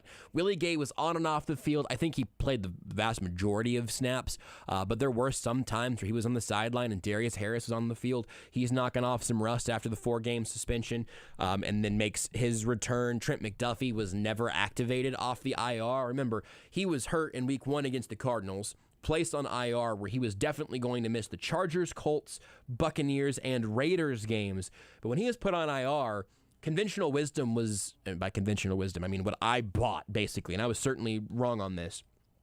Conventional wisdom, I think, was give him some weeks away. They're playing it really safe. He's a young guy. He just got here, highly drafted, their first-round pick at a position of need. You want that dude to be healthy in January, but you know you'll get him back after those 4 weeks for Buffalo. Well, he was eligible to come off the list before Buffalo, and he did not. Wow, okay, well, they're going to hold him out from Buffalo while he works back. Okay, well, then maybe he can, he'll come back for the Niners, and then if he strains anything, strains himself, obviously you don't want to, re-injure anything, but if that's a physical test, if he's only a part-time player against the Niners, he can rest up with a full extra week after the bye, through the bye, before that before the Titans game the week after. Well, then he wasn't activated yesterday. So Trent McDuffie is going to end up missing Chargers, Colts, Buccaneers, Raiders, Bills, Niners, and a bye. That will make it a 6-week injury. And frankly, based off his practice window opening up when it did, I think he has to come off the list in time for the Titans game. If he was going to not play in that one, I think he'd have to do it on the active roster. And that is, by the way, what's up next. I don't know that we're in flex territory yet, and I don't imagine that NBC wants to take Patrick Mahomes off their screens. And the Titans, they must have won this game today. I know Malik Willis came in briefly and then left. They did end up beating the Colts. That's right. Because they're playing the Colts. They played the Colts twice in 2 weeks. I guess 3 weeks. Twice in 2 games, because the Titans had their bye, I believe, last week. So the Titans' schedule is funny. They went Colts, Commanders, Colts, and yes, won all 3 of those games across, I think I'm right on that, on 4 weeks. So the Titans next week get the Texans. They could win that game, be 5-2, and then they get the Chiefs. Yeah, they won't move that game. That'll stay. Even if they could flex, I can't remember what the date line is for the cutoff of flexing in or out primetime games. But you're going to get 2 division leaders, as the Titans will. Right now, they're in first in the AFC South, and I imagine they will hold the AFC South with a presumed win in Houston next week. Not automatic, but certainly indicating that they will be favored, I'm sure, by a good chunk in that game. The Titans win that, they'll be 5-2. The Chiefs will be 5-2, and that will be the game of the week on Sunday Night Football. Not this upcoming week, but the next week as the Chiefs come off the bye. As always, you can watch this show in a variety of ways, as well as listening to it. You can listen.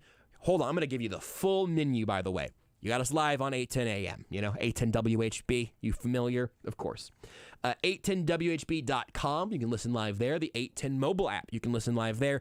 And I had someone tweet and say, hey, you need to podcast the Postgame Show. Good news, friends. We do.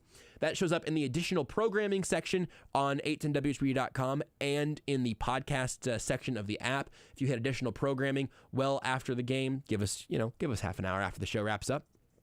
But once the show goes up there, you can listen there. Or also, it is on the Zombie Almost Entirely Sports podcast feed. It's not dead yet. It's not dead yet. It might get more life at some point. Sometimes you get a little home stretch episode with Sterling Holmes when I'm a guest over there. Sometimes I put those up on the feed. But it's always where we put the post-game show feed as well. So lots of ways you can listen. You can also watch the show. You can see me.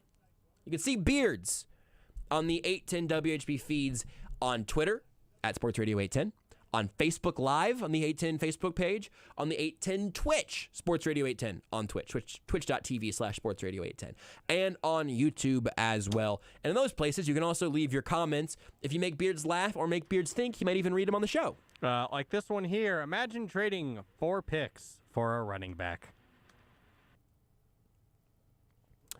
Look, I mean, I don't really see what the problem is here. 7.7 yards per carry on the ground was absolutely slashing the Chiefs. 7 carries, 54 yards, 7.7 yards per carry, leading the Niners in rushing. Great game by Jeff Wilson. Did they trade for him? Oh, you meant Christian McCaffrey. Yeah, he played a lot, actually. Holy bleep. Remember what I said? I tweeted this out. I said in our group text, I thought he'd get, I think my final number was 8 touches. He got 10. 8 carries, 2 touches through the air, 2 receptions as well. Yeah, Christian McCaffrey, he looked pretty good. He looked like a professional football player. He's on a new offense. It'll take some time. Then the Chiefs scored a bunch of points, and then Jimmy Garoppolo had to throw the ball. That's right. And then, hey, by the way, by like EPA per play and everything, Garoppolo was not as bad as the big bad moments were. It just didn't matter. It just didn't. 44 points will just do things to you, and all of a sudden, you got Jimmy G trying to play like, I don't know, Jimmy A, maybe at least Jimmy B+. Not happening there. Beards, I have to admit, I don't have the usual Google Docs all situated as I do. Are we prepared to begin hearing from Andy Reid? I do not believe so. Not quite yet. Well, how about this? Is there anything else that needs to be played in the in this hour of the radio? Would it benefit you spiritually, emotionally, if we took a little time out and then came back and heard from Andy Reid and Patrick Mahomes, and then we can hear from Matt Derrick, Kyle Shanahan, continue to navigate the show that way? Beards loves it when we take an early commercial break, and I feel like I probably owe you one. So we'll do that. Watch the show as you do, and feel free to leave your comments across the streams. And I think /hope/ we'll see whenever we come back if we begin hearing from Andy Reid, Patrick Mahomes, Matt Derrick of Chiefs Digest. Again, we got lots of options for you on the other side of this timeout. It is the Sports Radio 810 WHB Postgame Show presented by CBD American Shaman. Free CBD samples every day. You're listening to exclusive post-game coverage on Kansas City's home for the NFL. Sports Radio 810 WHB.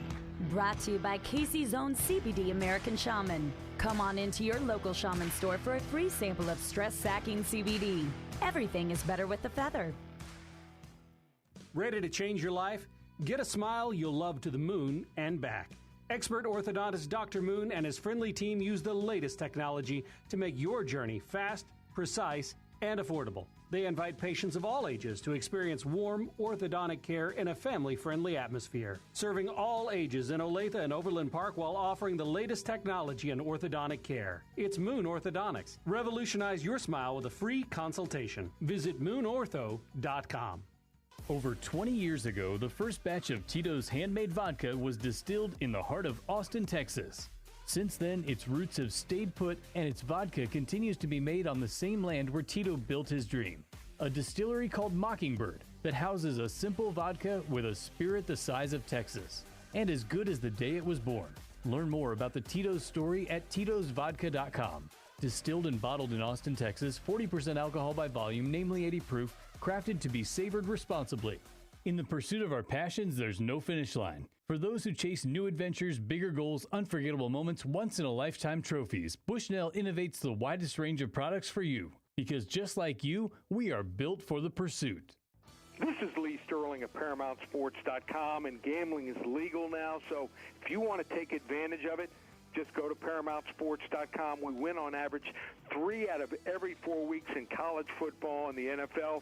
We even do baseball, UFC, hockey, and basketball. So you want the edge. You want the #1 service in the country. You want to win. Just go to ParamountSports.com or call 800-400-9741. Start winning today. Are you looking to hire for open positions in your company? Let Sports Radio 810 help you find your next hire and stand out from the competition with our proven digital and audio hiring platform, Job Connections. Job Connections has helped many companies around the metro find great candidates and filled many open positions. If you want to learn more, go to 810WHB.com, click on Community, and see examples of the companies we're helping right now. Let us help you find your next hire.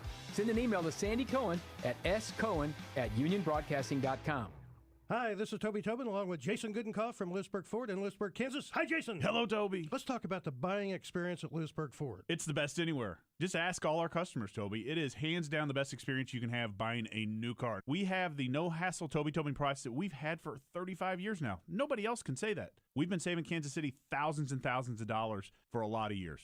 I have been buying Ford cars and trucks from Lewisburg Ford for over 30 years, and I know personally this is the best place to buy a Ford car or truck.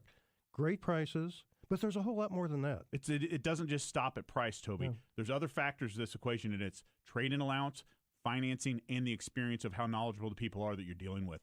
And we surpass everybody in all those areas. We always have. We always will. That's why calling us is important. Do you have that new pickup? Absolutely. And it's dynamite. Okay. Lewisburg Ford is your best place to buy a Ford car or truck. What's your toll-free number? 816-444-2300. Lewisburg Ford or LewisburgFord.com. It's time to take the whole family straight to Andy's Frozen Custard. They have this incredible new s'mores jackhammer. Amazing fresh vanilla frozen custard blended with chocolatey melted hot fudge and the crunchiest, crumbliest graham crackers. Andy's Frozen Custard, the world's finest. It's the best way to top your day with a smile. The last 2 pandemic years meant websites have been more important than ever, but websites are just one tool. For the past 26 years, Digital Lagoon, located right here in Overland Park, has been developing websites, but also providing comprehensive digital marketing programs. They use social media, SEO, and targeted online ads. WHB used Digital Lagoon when they wanted a major upgrade to the ESPN Kansas City website. Working with the programmers, graphic designers, and marketing specialists face-to-face was a great experience. Contact Jordan at digitallagoon.com.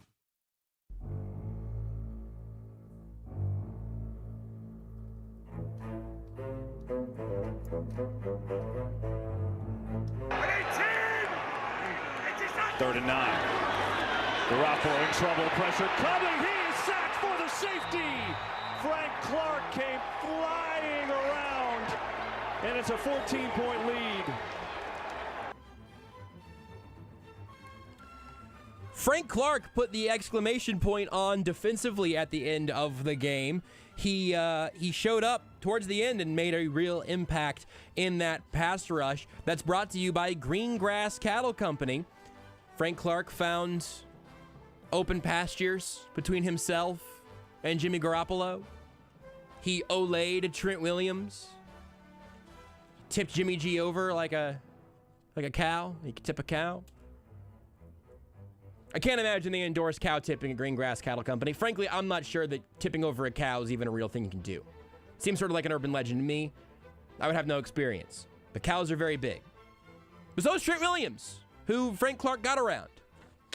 Anyway, if you want to get to Weston, Missouri, Frank Clark won't get in your way there. Go visit Green Grass Cattle Company at their store in Weston. God, I did it again. In Weston, Missouri, 45 Highway, less than a mile from their ranch. I know it's in Weston, Missouri, no R in there. 45 Highway, again, that's less than a mile from their ranch in Weston, from no ranch.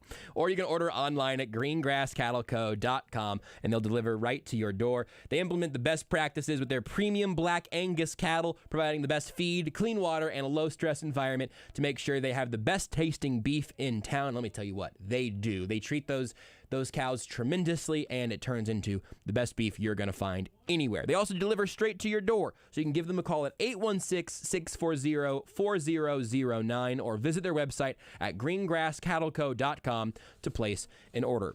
We're joined now by Matt Derrick here on Sports Radio 810 WHB Kansas City. You can follow him on Twitter at Matt Derrick. You can read his work at chiefsdigest.com. Matt, where were you at emotionally? What were you thinking and feeling at 10-0 or at the point of Sky Moore's muffed fumble tonight? Well, at 10-0, I definitely thought that the Chiefs had the 49ers exactly where they wanted them. Uh-huh. I mean, they were 2-0 going into today, down by 10 or more points. So I just assumed that was part of the plan. Yeah. And then I guess it was. Did that change for you at all at, what would have been? They were up by 1 at 14-13, but then the defense does its job. Dave Tobe does a special fun little Dave Tobe thing. They move him out of field goal range, and then Sky Moore gives it right back. Were you shook there at all? Not shook because, once again, I mean, I guess I've just seen too many games with this team and with this quarterback. You just know that nothing that happens in the first half of a football game generally matters. I mean, the Chiefs could be up by 14, they could be down by 27, and that doesn't have any bearing on what the outcome of the game's going to be. I mean, it's that as our good mutual friend Nate Taylor likes to say, team plays nothing but weird games. Yes. So I just expect it every single week. And weirdly, in our own show here, we've somehow talked more about the supporting cast around Patrick Mahomes than Patrick Mahomes himself, and so I'll let you help us fix that, because he was tremendous. I mean, just exceptional. We talked. I've talked some. Again, this is my own fault, I guess, deciding what we talk about. But I've talked about how, hey, this is tonight what I think the vision was for the offense in the post Tyreek Hill era, as MVS and Juju get more comfortable in this offense. Travis Kelce still Travis Kelce. You get McCole Hardman in big plays. Sky Moore is going to work his way through offensively. We'll see. But this feels sort of like the vision of what they had when Tyreek Hill was being sent to Miami. But I don't think that's led us to talking about Patrick Mahomes nearly enough. So can you give us your angle on both this offense at this point and also what 15 was doing with it tonight? Yeah, I don't think there's any doubt. I mean, this is what the Chiefs absolutely envisioned when they put this team together, and what they thought they could do. Because, despite the fact that the rest of the world thought that the ceiling was crashing in when Tyreek Hill left, the reality of it is that this offense runs through Travis Kelce, and Travis Kelce is still here, and also, by the way, really, really good. And, if you surround Travis Kelce and Patrick Mahomes with a decent amount of talent, and I think that the Chiefs actually have an abundance of talent, not just a decent amount of talent, you see what can happen. I mean, they can drop 40 points, I think, on just about anybody that they want to, if in the immortal words of everybody's favorite high school guidance counselor, if they apply themselves. Their only limitation is their dreams, Josh. and I think we kind of saw that today. Yeah. And I do have to, especially after hearing Andy Reid a little bit, I probably have to retract some of my wondering what in the world Patrick Mahomes was doing on that throw to Sky Moore, because I think in retrospect we now realize that Sky might not have been doing exactly what he was supposed to be doing. Yeah. So maybe that interception really wasn't that much on Patrick Mahomes. Yeah. That happens. So, and it certainly makes a ton of sense, because I've never seen Patrick Mahomes do anything like that when he's not down by 6 with 13 seconds to go or something crazy like that, and he's just trying to make something happen. So it seemed very out of character. But outside of that, outside of the interception that wasn't really his fault, he played a perfect game. Yeah, which we'll do. We have not yet heard from Reid here, we will very shortly after we're done talking to you. But that is very interesting to me, because I was at the point of that pick. I think I had a tweet 90% typed up, and then I just saw some people being like, "Yeah, that's a rough exit there for Patrick Mahomes, the carryover from the Buffalo game to this." But I was curious if that was the angle that he was expecting Sky Moore to take out of his break there, if memory serves. So. I don't know. Maybe not having heard what Reid or Mahomes have said on that yet, I wonder if maybe I was wrong to say Sky Moore will get there eventually. Maybe eventually is going to be a little more indeterminate at this point.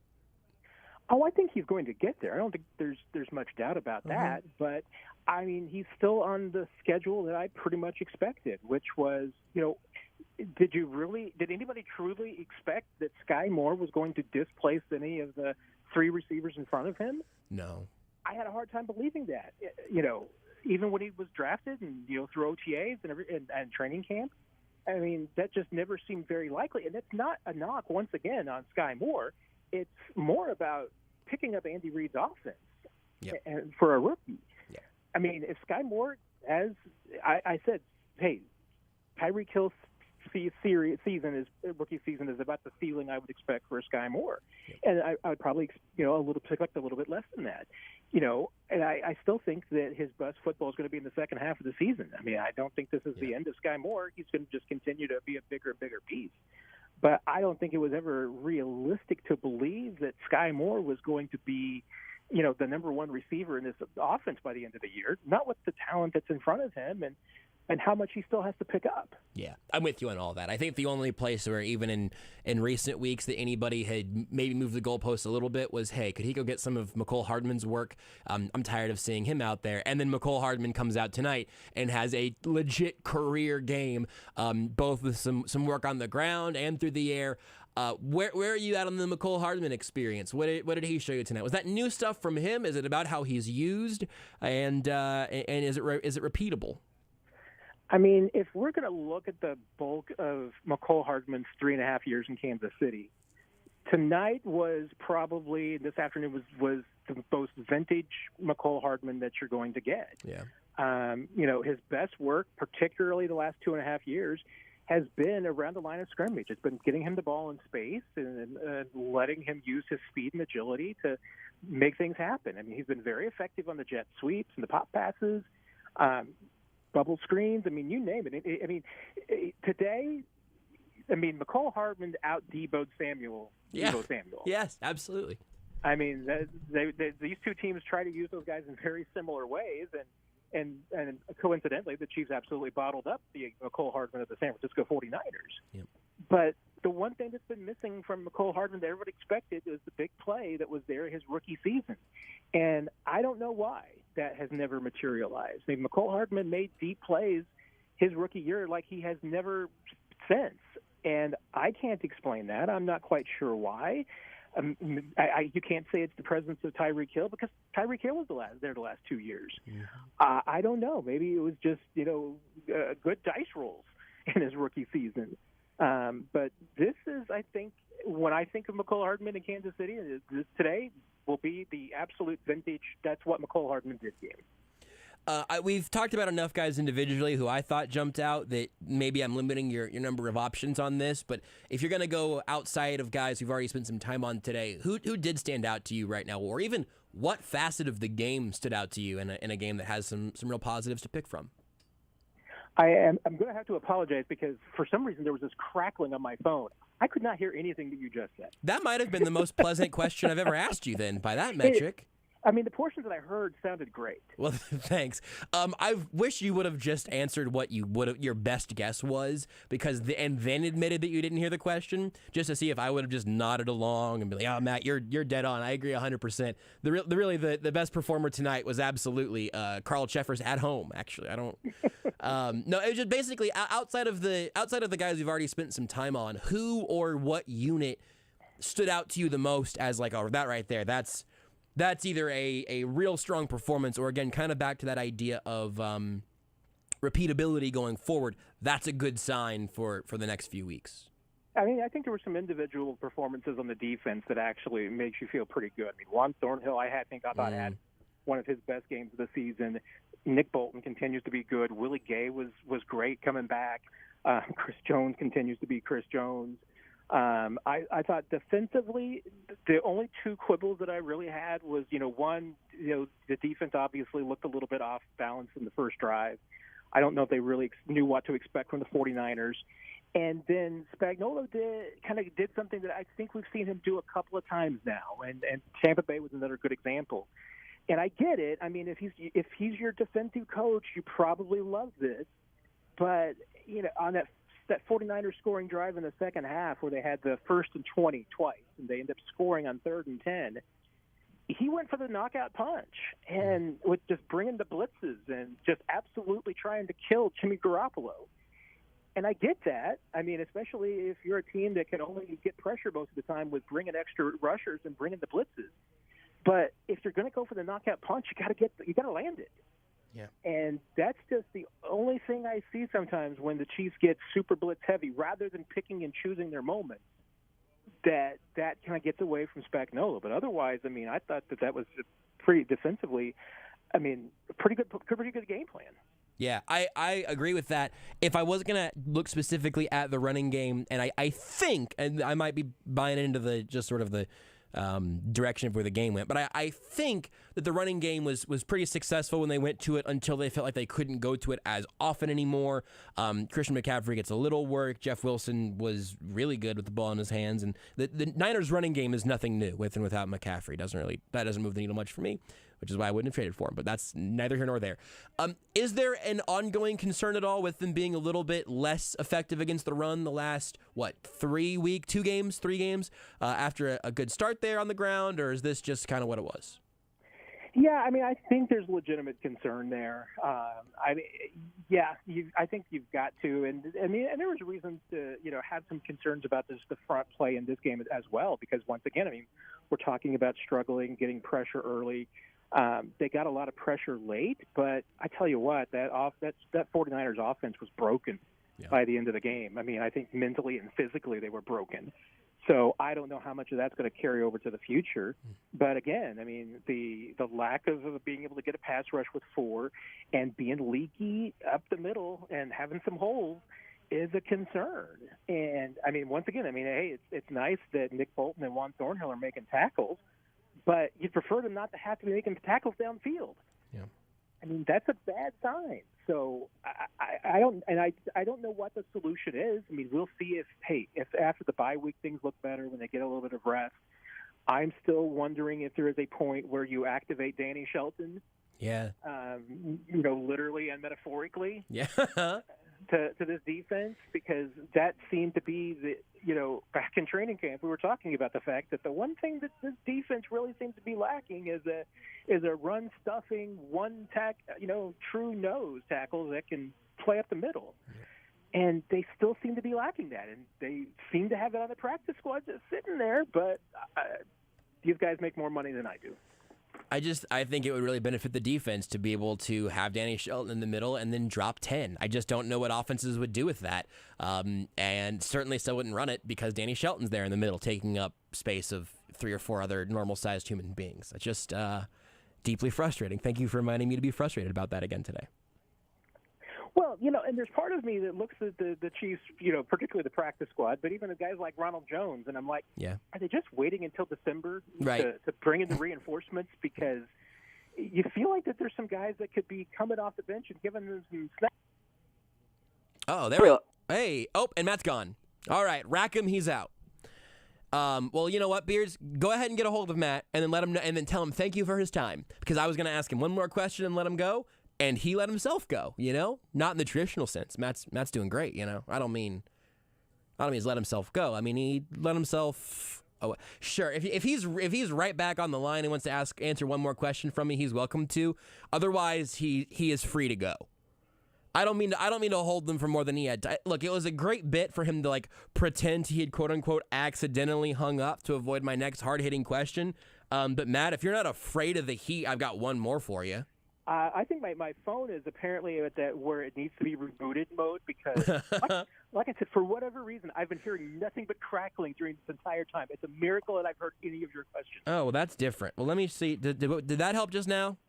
You still hearing crackling? You sound great right now. I mean, you sound better than you've ever sounded in your entire life. Okay, did this free up the crackling issue? Has that gone away, or is it still crackling? There's not crackling. I have no idea what's going on here. I changed something on my end that I can explain to you later, but basically it's that, phone tech, I think. I'll tell Beards what I did also later, and then maybe we'll see if we can prevent that from happening in the future. But since you've got fresh ears for this one, I just wanted to ask you about the Chiefs' offensive line, because I had somebody ask earlier in the show, hey, why was the running game so much more effective for the Chiefs than it was last week? I don't know if you got anything schematically that they did differently that jumped out, but also just the performance of the line. We have only talked about Andrew Wiley and Orlando Brown in positive spots today, and that's a far cry from where we were last week. Yeah, I mean, you look at the numbers as far as keeping Mahomes upright, and all of that was better. I mean, they certainly did a better job of protecting him. I give Mahomes and Reid and the offensive coaching staff some credit there, too, because I think they came up with a game plan as far as trying to get rid of the ball pretty quickly. Mahomes made some quick decisions. He made the right reads on the blitzes to get rid of it when he needed to. So, I mean, I felt like all of those were clicking. I mean, I do think that the offensive line was better in general. But then again, I mean, they were running a lot of multiple tight end sets from the very beginning that seemed designed to provide some help, whether it was just, doing a little chipping or it was just the mere threat of doing some chipping. And then they just did some beautiful Andy Reid things. I mean, watching Jerick McKinnon just, chop block the heck out of Nick Bosa all afternoon long, just so that he could run past him on that 3rd and 20 screen was just, I mean, if you like the extended album cut of songs, if you like listening to the 14-minute version of some songs, that was it, because I mean, Andy Reid just showed the 49ers that same play over and over again, and then just swoop right by you. I mean, that was, I mean, that should be like just on. And when I would put that on Andy Reid's grave, that play design, because it's just so class. I mean, a 3rd and 20 screen for a first down. Yeah. I mean, that is Andy Reid in a nutshell. That's all too well Andy's version. That's beautiful. Matt, thank you very much, really, for part 1 and part 2 of this segment. I'm glad that we've solved the mystery of the crackling phone, and I hope that you're able to ride the wave of this incredible last little 2-minute bonus segment through the bye week, just like we will. Well, this has been my best work of the day. So, I'm packing it in because it's not going to get any better. You finally got the crowd noise out of your headset, and amazing things seem to happen. Things funny. quieted down. The game slowed down. I mean, my eyes are right there. It's all good. My ears apparently are all fine. So look, I think your phone's okay. I think your hearing's okay. That's even more victories on the night. Thank you, Matt. Thanks, Joshua. Take care. Matt Derrick, ChiefsDigest.com. You can follow him on Twitter at Matt Derrick. Again, I just forgot to ask what's coming up on Chiefs Digest today after the game. Beards, call him back again. I want to know what's on MattDerrick.com. ChiefsDigest.com for his post-game story. We'll all find out together because I'm a bad friend and a bad host that forgot to ask him what it's going to be. ChiefsDigest.com at Matt Derrick on Twitter. He'll tweet about it. He'll post it there. We'll all be happy. And we'll take a quick break here on the Sports Radio 810 WHB postgame show. When we come back, Andy Reid and Patrick Mahomes next. All brought to you by CBD American Shaman. Free CBD samples every day. You're listening to exclusive postgame coverage on Kansas City's home for the NFL. Sports Radio 810 WHB. Brought to you by Casey's own CBD American Shaman. Come on into your local shaman store for a free sample of stress-sacking CBD. Everything is better with the feather. Scott Graham here from Westwood One with a preview of Monday Night Football. NFL Week 7 wraps up with a battle of young quarterbacks when Justin Fields and the Chicago Bears visit the New England Patriots. The Pats are on a 2-game win streak with rookie quarterback Bailey Zappi filling in for Mac Jones. Now Jones prepares to come back. Can they keep the trend going? Find out on Monday Night Football. Kansas City's home for the National Football League. Sports Radio 810 WHB. Frank Bowl here for my friends at CBD American Shaman. You've heard me talk about my experience with CBD products.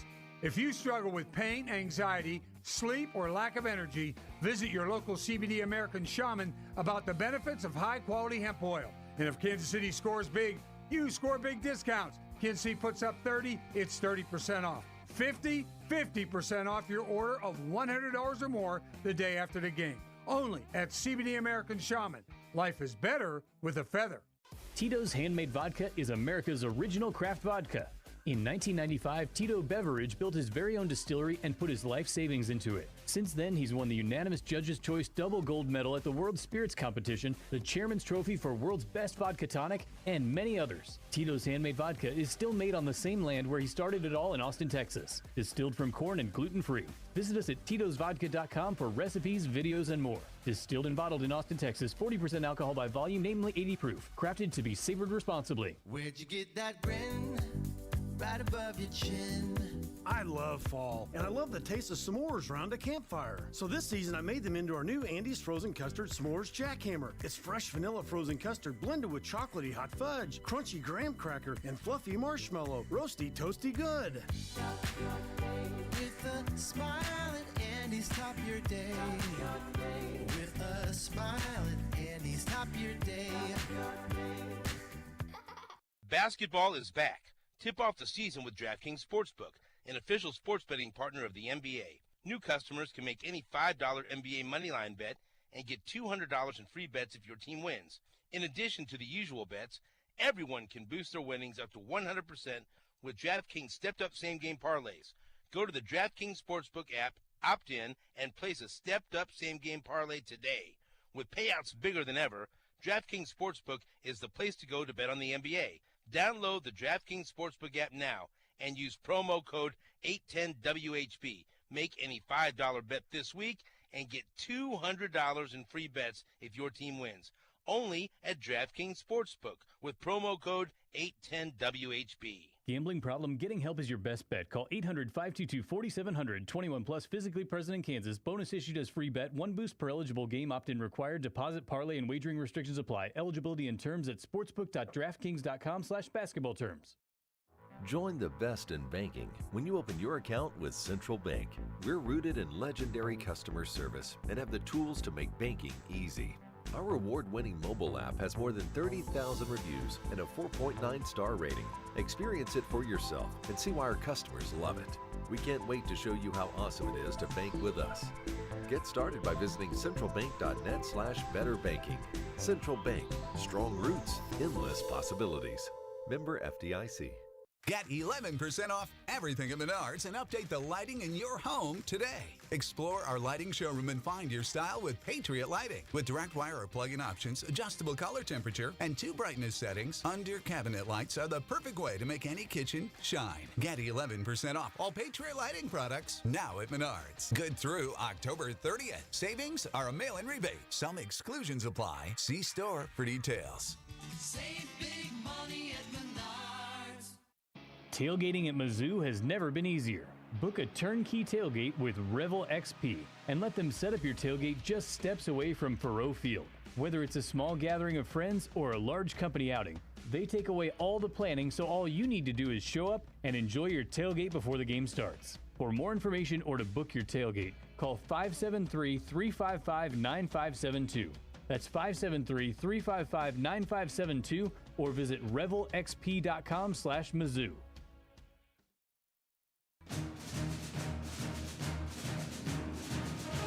Four-man rush. Set up a screen. McKinnon has some room to roll. McKinnon still going. Derrick McKinnon first down inside the 10. Derrick McKinnon on a 3rd and 20. A monster play, and he gets 35, and it's 1st and goal. That is the aforementioned just Andy Reid playing with his food. Hey, Derrick McKinnon's just going to chip you and chip you and chip you and chip you and chip you and whoop! 3rd and 20? Sure, why not? The Chiefs' offense really was firing on all cylinders today. Even after the tough start, that pick from Mahomes targeting Sky Moore, as we discussed a little bit there with Matt Derrick last segment, I wondered at the time who that was going to be on ultimately, and it sounds like Andy Reid and Patrick Mahomes themselves probably asked about that play a little bit, so we will hear from them momentarily, starting with Andy Reid. But first, Beards, you had a comment you wanted to bring to the table. If you are not getting on the phone lines, or it's after our kind of call-taking segments or whatever it may be, you can also leave comments across our video feeds on the Sports Radio 810 WHB Facebook, Twitch, YouTube, and Twitter. Beards, what'd you get? I have a comment here from apparently a new watcher, Waldo Chief. Welcome, Waldo what Chief. Positions are you looking to trade for if you are Brett Veach? We had another caller earlier ask about how this game impacted trade deadline stuff. So here's my wet blanket take. The Chiefs' biggest issue is probably at the edge. Chris Jones has been excellent from the edge, but you don't want him to have to be there. They've moved some guys around, but I think their best chance of improvement at the edge position is George Karlaftis. I think their best chance to improve at wide receiver is Sky Moore. Their best chance to improve at running back is Isaiah Pacheco. Their best chance to improve their secondary is Trent McDuffie and Brian Cook. You don't want to trade 4 first-round picks for Brian Burns? I don't. And I'd love to have. Apparently, 2 didn't get the job done.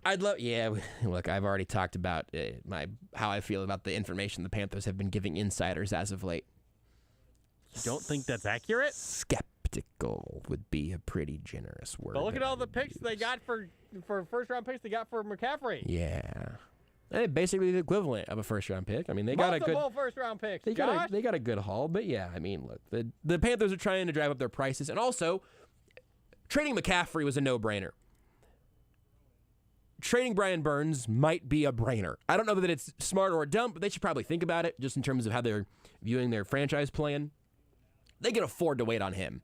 Trading McCaffrey for picks was a slam dunk from a future-looking perspective, if not from a team city perspective. And then the running backs, Chuba Hubbard, and I think it's one of the Freemans. I'm trying to remember which member of the, I believe, largely unrelated Freeman clan of running backs because at least a couple have now out of the league and they beat the Buccaneers today in some truly hilarious football. Tom Brady looked atrocious. Oh, it is, holy bleep, it is Deontay Freeman.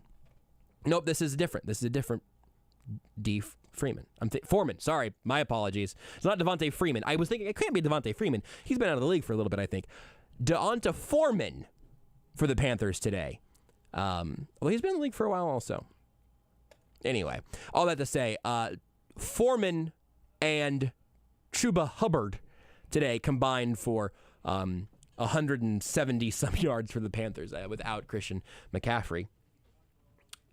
Anyway, all that to say, on the question of what the Chiefs should do at the trade deadline, I think if there is a veteran pass rusher from a team that, like on the last year of his deal or on a one-year deal in that Melvin Ingram territory for a late day, like day 3 pick, I think the Chiefs could do that at edge. I don't see it anywhere else. When I say their best chance to improve those other positions is the rookies that I've mentioned, I don't mean on the roster. I mean anywhere in the sport. Finding a veteran edge who's going to make an impact, as Melvin Ingram did last year, is rare. He did, and they beat the odds on that last year. But I don't see a lot of great options for that. If Ndamukong Suh wants to come to Kansas City, I'd be happy to have him. He's a free agent. If Odell Beckham decides when he gets healthy that he wants to try to win a ring here, I'd be happy to add him. I just don't think there are a lot of great targets, and I do not see them doing a multiple first-round pick sort of deal for a real impact player. Robert Quinn's kind of interesting as sort of somewhere between Brian Burns and Melvin Ingram. I just would be pretty surprised if they make a big move at the trade deadline. It does not seem terribly prudent to me. So, good questions, though. And again, you can always leave your comments on the video feeds across Facebook, Twitch, YouTube, and Twitter, in addition to listening in all the places you can. Also, a Chaotic Warrior earlier said, you can definitely tip a cow. Cow tipping is real. Oh, yeah, I forgot to Google that during the break. I guess, here's the thing. I've heard of it often enough that it makes some sense. But then I was next to cows at Greengrass Cattle Co., and we're out there and shot the video that's coming soon and all of that. And just the idea of being able to move a cow that doesn't want to move.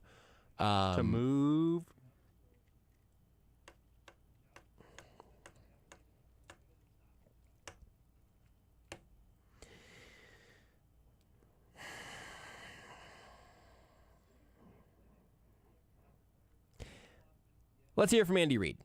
Andy Reid is presented by Robert Brogdon Buick GMC and Robert Brogdon's Olathe Kia. Visit BrogdonAutomotive.com.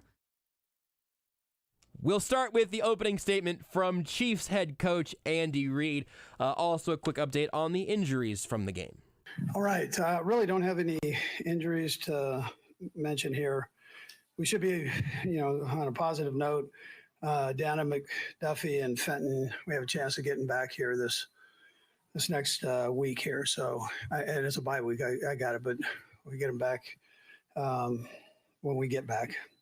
Anyways, listen, I'm proud of our team for the job they did. This is a very well-coached football team with the 49ers, and they've got really good football players. So, and they got their guys back, and were very emotional, had a nice big trade that they added to it. So their future is bright as can be. And but on the other hand, I like the way our guys approached the game. They came out, didn't get caught up in all of that, and didn't get caught up in being down by 10 points. They just kept playing. Had some young guys step up and make some plays. I mean, I could go through and name all the guys that had a good game, but I'd end up naming probably everybody. They all somewhere along the line contributed, and coaches included. There was great game plans for both sides of special teams, but the resilience of our special teams, first half was a bit shaky, and then second half, the guys stepped up. That return to start the second half was a thing of beauty, so that really helped us get going there. Anyways, with that, time's yours. We'll keep moving pretty quickly, but the kickoff coming back from halftime, I'm not sure I've talked about it very much. Isaiah Pacheco with a 48-yard return, 15 more after the penalty on the Niners for the late hit there. And then they started from the 33-yard line. A thing of beauty is a good way of putting it there from Andy Reid. But what did he think about how Patrick Mahomes responded from that early interception? Yeah, that's a great learning experience for Sky on that. So Sky's got a wraparound route right there, and we try to put everybody inside, outside. So you got to kind of work into that spot and know how to do it.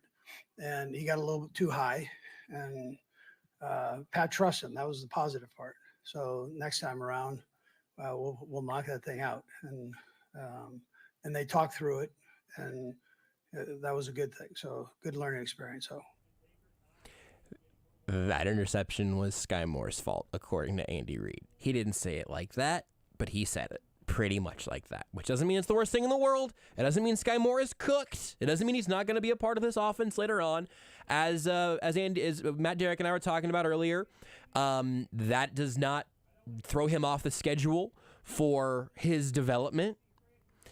It's just where he's at right now. Never drafted him in any fantasy leagues this year. Never expected him to be a huge impact guy right out of the gate. A lot of clamoring for him to get more involved.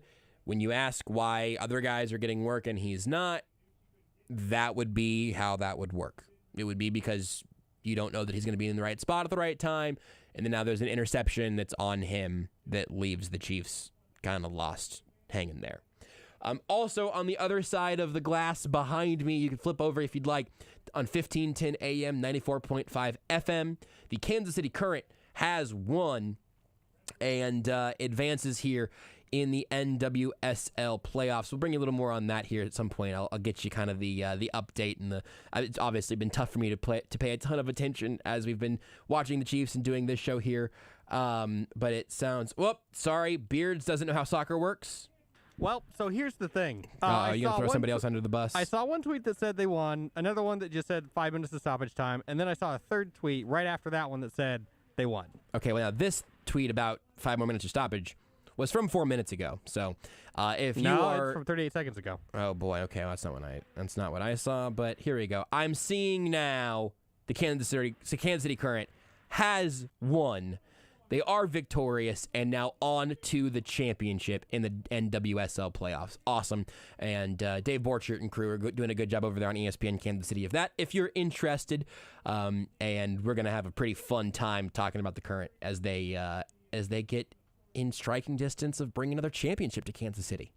That's pretty good stuff there from the Current. Very, very exciting. What a not even a turnaround, just what a quick build this team has had here in Kansas City. Incredible. Back to the other football, though. For the time being, I can't remember where we left off, so we'll move on to Andy Reid talking about Mecole Hardman on the ground and how it felt to get number 17 in on the running game. Yeah, not necessarily. I mean, Coach Heck had these jet sweeps dialed up, and really he liked them. I mean, he did like them against this group, but he normally likes them. So I thought Mecole did a heck of a job going fast, being patient, and then hitting it. And, our guys blocked it well. So, for him, I think he had 3 touchdowns on it. That was the same play, really, 3 different times. Same play 3 different times, is that right? The jet sweeps looked pretty similar, but okay, I didn't catch that. Also, continuing, unfortunately, on some rough notes from the rookie season for Sky Moore. Andy Reid was asked if they still plan on using Sky Moore in the punt returns. Obviously, he had a really rough day against the Colts, and then today he had a rough one as well.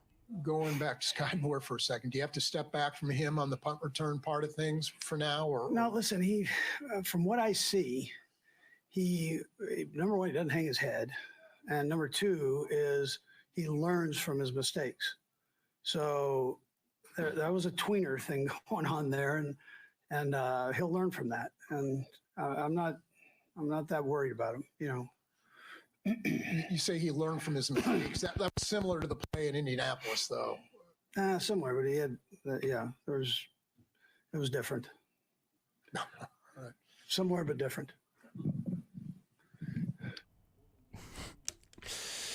Did Tysher get a little chuckle in on his mic there? It sounded like towards the end. Yeah, no, they were different. They are different kicks. That's fine, and I hope Sky Moore's learning from him. Also, the Chiefs don't need. I think Tysher pointed this out on Twitter at the time. They can work on that if they want, but you can't have somebody back there who you're concerned about from a ball security standpoint. Even if he's the most electric of the punt returners, if Dave Tobe loves him, if he thinks he's got the highest ceiling of the punt returners, whatever. If you want to give him another shot to keep doing it, I mean, that's fine. But eventually, against Indy, you go, oh man, that's tough on Sky Moore. Tonight, I think you go, the Chiefs really put him back out there. If it happens again, if this is in a game or two, and Sky Moore has another punt go off his hands, it's not a surprise anymore. And again, that's not a revoking of a vote of confidence in Sky Moore, whatever. It just, you can't have multiple mistakes in that spot where you have a lot of guys on the team who have at least some experience doing that. Moore didn't do it in college. And now, again, maybe Dave Tobe said, hey, we're going to give up some points getting Sky Moore up to speed. I have to think that is not the trade-off that the Chiefs are expecting, though. Here, Andy Reid talks about the aforementioned Christian McCaffrey. He mentioned that having him added in that big trade probably added a little bit of emotional juice to the Niners' game plan. But what was the game plan dealing with McCaffrey from the Chiefs' perspective? Yeah, we had put together a tape on, if he did play, of all of his carries and catches, and so Spags buzzed through that. We figured they'd use something that'd be familiar to him, and we did. Now he had some nice plays. He's a great player, and he's going to be a great addition. I mean, Kyle knows how to use offensive players, and he'll be exciting once he gets in the flow of things. They handled it pretty well. Jeff Wilson was the slightly more productive back today, but the running game worked until it stopped working, either by necessity or by adjustment from the Chiefs. Either way, you'll take it. And then from the Chiefs pass catchers here, the wide receivers last week, we know that the Bills played a lot of man coverage, and it gave the Chiefs some trouble. So what was it like against the man coverage today for the receivers? Hey, Andy, we talked this last week about your guys getting more man coverage right over here. Man, I'm having a hard time following the No, mic. it's all right. There's a mic here and a mic here, man. You guys getting more man coverage. How do you think your receivers responded to that challenge today? Yeah, we've had it for really throughout the season. I thought our guys did a good job with it today. To answer your question, we had some pretty positive snaps against it, and in particular big time. So we were decent on third down, really good on third down. So that's normally where we've been seeing most of it. And they were able to just be a well-oiled machine today. So that'll do. Meanwhile, on Sunday Night Football, Tyreek Hill just caught a pretty deep shot as the Dolphins are trying to get some points on the board before halftime. They're up 13-10 on the Steelers right now, by the way. Just burnt their last time out, so probably settling for a field goal. And we'll bring you in for the second half of Dolphins versus Steelers tonight. Busy day as the current advance to the NWSL Championship. Sunday Night Football on right now, and the Chiefs victorious over the Niners. Back to Andy Reid, though. The defensive line performance today. Obviously, you got some clutch moments late from Chris Jones, Frank Clark, and others. What did Reid think about how the DL did across the board?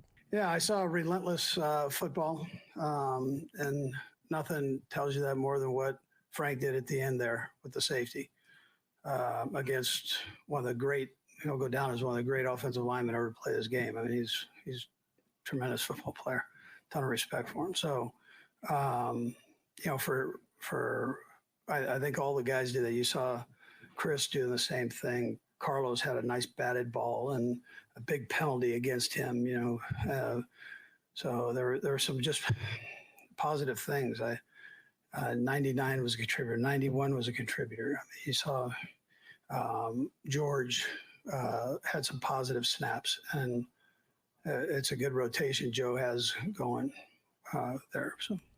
They did it without Mike Dana today as well. Reid mentioning that Dana, McDuffie, and Fenton should all ideally be back when the Chiefs get back. So having Dana back in that mix again will be good. Karlaftis was working inside at least a little bit, even if it was just some sort of pre-snap sort of realignment. I was trying to keep an eye on that, especially late in the game, but that'll be interesting to see upon further review. It was an okay performance from the D-line. Not enough pressure without blitzing over the course of the game, but late on, Clark, Jones, Saunders, some of those guys really did help clutch it out there. Late, you'll take that, but you want to get a little more performing from that front four in particular when you're not bringing the blitz, but the Chiefs will continue to effort on that front. What about the quarterback on the other side? What did Andy Reid think about facing Jimmy Garoppolo? Yeah, listen, Jimmy's a good football player. It's and every quarterback in this league, you want to try to get him off balance. He's a veteran, so we were bringing people, and he made some nice plays in that second half, hitting the hot receiver, and to where we stopped doing that. And those guys, the guys that came back, will do nothing but get better for you guys. So I think it's a positive outlook for the 49ers, even though this score got away a little bit. I think it's down the road. The Niners are in good hands. This is really funny. This is very inside media. I don't know if anybody else is even going to think this is as funny as I do, but you can tell that Andy Reid was answering a question from a Niners reporter there. Because he said a minute towards the end about "for you guys," referring to San Francisco, and then he really put a real positive spin on it from the San Fran perspective to say, hey, you guys are in good hands, all of that. It's just funny to hear the intonation be different when Reid's answering a question about a different team for the sake of the other team's like media branch. It's kind of funny. You can just, I don't know if everybody can always tell. I could tell. And I will point out some of the fun little tricks in the sports media world. Nothing like dubious there at all. Just kind of interesting.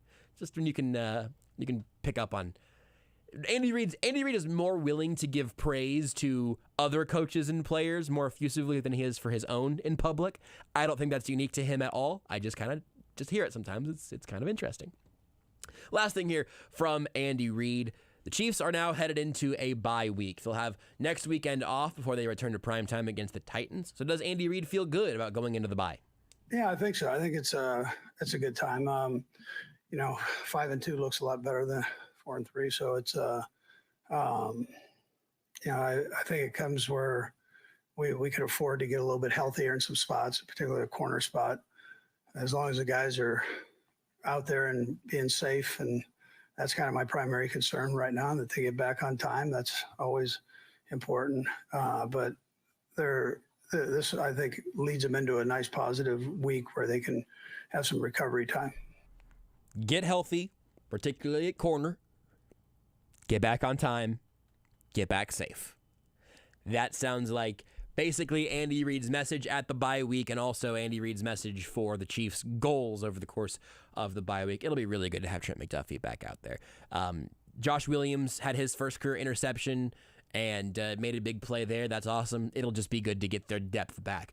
McDuffie and Fenton, both, obviously, as Reid mentioned, both them and Mike Dana, 3 real pieces for this defense to have on the other side of the bye week. Next up, we go over to the quarterback as Patrick Mahomes spoke to the media.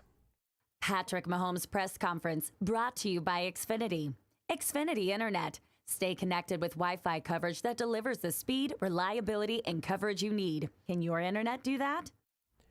Here from Mahomes, we start with his throw to Marquez Valdez-Scantling down the seam, and what Mahomes saw as he was, I'm sure this was the 50-plus yard bomb that really made headlines. I believe that was a seam shot, most likely the topic of conversation here.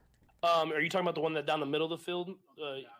Yeah. So that was it was a kind of a skinny post route that wasn't really a big alert in my read, but the way that their safeties were playing in their cover 4, I knew that they were going to drive Juju, who was the primary on the other side. And so once I saw McCole kind of clear out the middle and he was one-on-one, I just put it out there. And it's funny. I've told him, I was like, I miss you in Indy, so I've thrown these 2 kind of short, but I'm going to get them to where I can get some touchdowns out of these and put them out there a little bit even further. It's just a good play breakdown. It's kind of interesting just hear him. Wasn't super emphasized on his read, but he was watching what was happening. Hardman cleared out. MVS was there, and he put one out in front of him. The deep shot there, apparently after being open earlier in the game, again, what went into calling that bomb as the Chiefs offense kept rolling. Yeah. So how they were playing, I mean, I think you saw it on the first pick. Their safeties were driving down. They have aggressive safeties. They're really good, but they were kind of trying to use their pass rush to drive down and make plays. And that's what happened on the interception. And so once early in the game I saw that, we talked about it on the sideline. Right before we went on the sideline, hey, it was the play I ended up hitting Travis on, the little out route he had ran early in the second quarter. I was like, hey, if they in that cover four shell again, if that safety drives, just make sure you kind of keep it up down the field. And so that's stuff that you build throughout a season. And I think we're going to continue to get better and better at that. And if they keep getting better at it, apparently, according to Juju Smith-Schuster, it has a lot to just playing Warzone and getting the chemistry online. I don't play all the time, but some of those guys play. And so when I had a kind of a free night on Friday, and so I told him, I was like, I'll get on with y'all for a little while. And so it was me, Travis, Marquez, and Juju. And Marquez and Juju are really good. Me and Travis are just all right. But we did our part, and we went 3 for 3 with 3 wins in Warzone, which I don't do often, which they might, but I don't. So I felt pretty good about it going into the game. I love it. The power of video games. I mean, what else could you possibly say? All of that, though, is a balance of building chemistry, both on and off the field. Yeah, I mean, it's cool. When you get away from the facility, you're doing, it's kid-like things. And you're on the headset, and you're kind of talking and joking around and talking about the week. It kind of gets your mind off of just football, and it's about building those relationships. And so it's definitely cool to kind of see these guys, even if it's on the game, outside the facility. Another question here to Mahomes is going to keep it moving on the same topic here about building chemistry and timing with those new receivers. Obviously, that's a major factor. Yeah, I mean, it's getting better and better. I think we can continue to get better. As I look at this season, I think we're going to continue to get better and better as the season goes on. We'll learn from our mistakes, and we'll go out there and improve and be even better when the season gets to the end of it. And so to go out against a defense like this and show that we can still be explosive and have those big plays, I think that will bode well for us as the season goes on because people don't know where it's going to come from. I mean, that's true, and if it does continue to get better as the year goes on, this offense is going to continue to be an absolute blast. Really, the only time the offense didn't look good today was right out of the gate on that interception on his target to Sky Moore. Here, Mahomes talks about the pick and bouncing back from it. Not necessarily. I mean, I knew we needed to, after the pick, we needed to go down there and get points on that next drive. You don't want them to get too far ahead because how efficient and good their run game is. And so we were able to move the ball down the field that next drive and get it into the end zone on McColl's first jet sweep thing. And so we knew that we needed to get points on the board. But, I mean, like I said, I saw early that their safeties were playing a little closer than teams usually play us. So I knew we'd have opportunities. It was just going to take us protecting, which our O-line did a terrific job of against a great D-line, and guys winning downfield, which they did. Winning downfield is a man-to-man thing. The O-line winning, giving him time, is a man-to-man thing. Those are both answers to the man problem the Chiefs have been facing. I think that is very noteworthy. Here Mahomes talks about what helps that recovery process whenever the team does start slow. Yeah, I mean, it's having done it, and then there's so much time left in the game. I'm going to compete to the final whistle until coach takes me off that football field. And so whenever you get down in these games, all you can do is how can you affect and go out there and have a positive next play? And then you kind of continue to do that the next play. And EB preaches that is the most important play is the next play. And so we just go out there and just execute that play, continue to make the drives happen. And then once you get in the end zone, it gets a little bit closer. Then you can kind of keep that same mentality going. And they've been able to keep that mentality going. And as he's mentioned a couple of times here, it's an offense that is now functioning with a lot of different options. Here, Mahomes talks about the ability to spread the football around to all these different pass catchers. Yeah, I mean, we have good guys everywhere in this offense. I mean, the receivers obviously had a big day today. The tight ends have had big days. Running backs have had big days. That's just going to be who we are as an offense. It's going to be everybody. And so I think as long as it all starts up front and the offensive line plays like they did today, we'll have a good day as an offense. We have a lot of playmakers on this team. One of those playmakers today, Mecole Hardman. I mean, he's been a playmaker before. The consistency, I guess, is kind of up in the air. But today, it was a Mecole Hardman game from absolute wire to wire. The jet sweep being a huge part of the success. Yeah, I mean, first off, jet sweeps work better when you run the ball well. And I thought we ran it in spots really well, run it downhill. And then when you get other guys like Travis and stuff going through the middle, sometimes they lose sight of that jet sweep guy. And I think what makes Mecole so good at it is obviously he's super fast, but he runs really hard. And a lot of times when you get smaller receivers and you get them on those jet sweeps, they want to get outside and kind of get to the sideline and kind of get yards and go out of bounds. If you notice with Mecole, that man puts his foot in the ground and gets upfield and trusts his blockers. And you don't see that out of a lot of guys in this league, and it's a special talent that he has. It is, and again, I think it's just a matter of figuring out how to use him to hopefully do it consistently. And if the Chiefs can find the way to best unlock McCole Hardman this remainder of the year, the offense will be great, and he'll be a very rich man this offseason. I don't know if it'll be in Kansas City or elsewhere. I'm guessing they'll prioritize trying to keep Juju Smith-Schuster around. That's very long down the road. We'll have plenty of offseason to look ahead to those decisions. Right now, though, these guys are all on the same team. A very different team, though, than how it looked when these teams matched up in Super Bowl 54. Mahomes was asked if he had any feelings about the rematch as they faced off with the Niners. Yeah, I mean, it's whenever you play against the best teams in the league, you want to go out there and show what you're all about. And I believe the 49ers are one of the best teams in the league, and obviously one of the best defenses. And so for us, coming off a loss against the Bills, you don't want to go out have 2 losses going into the bye week. And so we knew this was an extremely important game. And I thought the guys accepted the challenge, especially how we started, and responded and went out there and found a way to get that win. And that bye week's a lot better when you're coming off a win. And then here on Travis Kelce on National Tight End Day, he ends up with 98 yards. Chad Henne tried to get him one more catch to try to get over that 100-yard mark. I know. How dare he get so thoroughly outplayed by George Kittle? Just out here for stat padding. You know what? Hold on a second. Do you know what George Kittle's final stat line was? I do. I saw this. George Kittle and Travis Kelce both had 6 catches for 98 yards. But Kelce blocks better, but Kittle blocks better, so obviously he's better. Would have been funny if you would have nailed it in the first try. It would have. Like, this hasn't been either of our greatest post-game shows, just from a pure not tripping over your words standpoint. That was okay up until right then. Yeah. But it's kind of like with Sky Moore back to return a punt. I knew you were going to muff one eventually. I was just waiting on when it was going to be. That was my late interception of the game. Travis Kelce did it on 8 targets as opposed to Kittle's 9. There it is. But Kittle had a touchdown. There it is. George Kittle's longest reception was for 34 yards. That's not bad. Travis Kelce's was for 27. No. You led me in with that one. Which means that Kelce had more yards and plays other than the big play. That's true.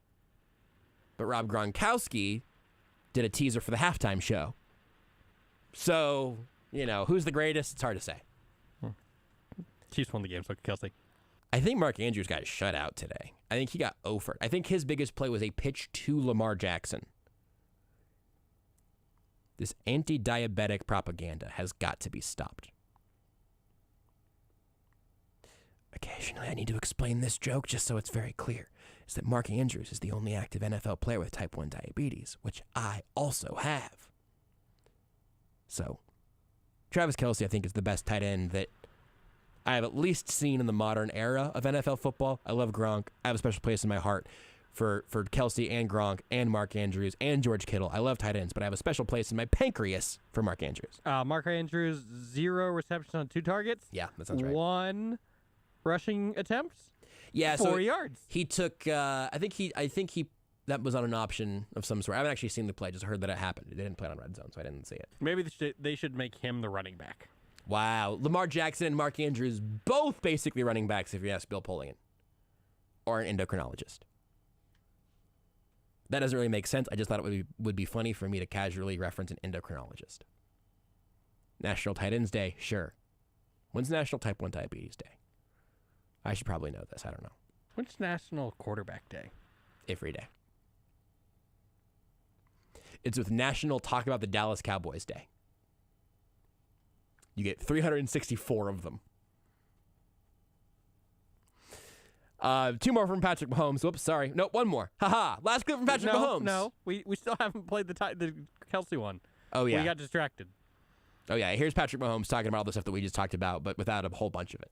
Yeah, I didn't know. I wish I would have. I would have stayed in and try to get him those yards. But I mean, that's not who he is. I mean, if you know Travis, you know he just wants to win. He's a competitor. He doesn't care who gets the shine. But if we ever have those opportunities, I think you see this team. We want to make sure we give him that credit and we give him those chances to make those historic record type of games. And he's done them so well, and he puts in the time and the work. So let him go out there and try to get a couple more catches there at the end.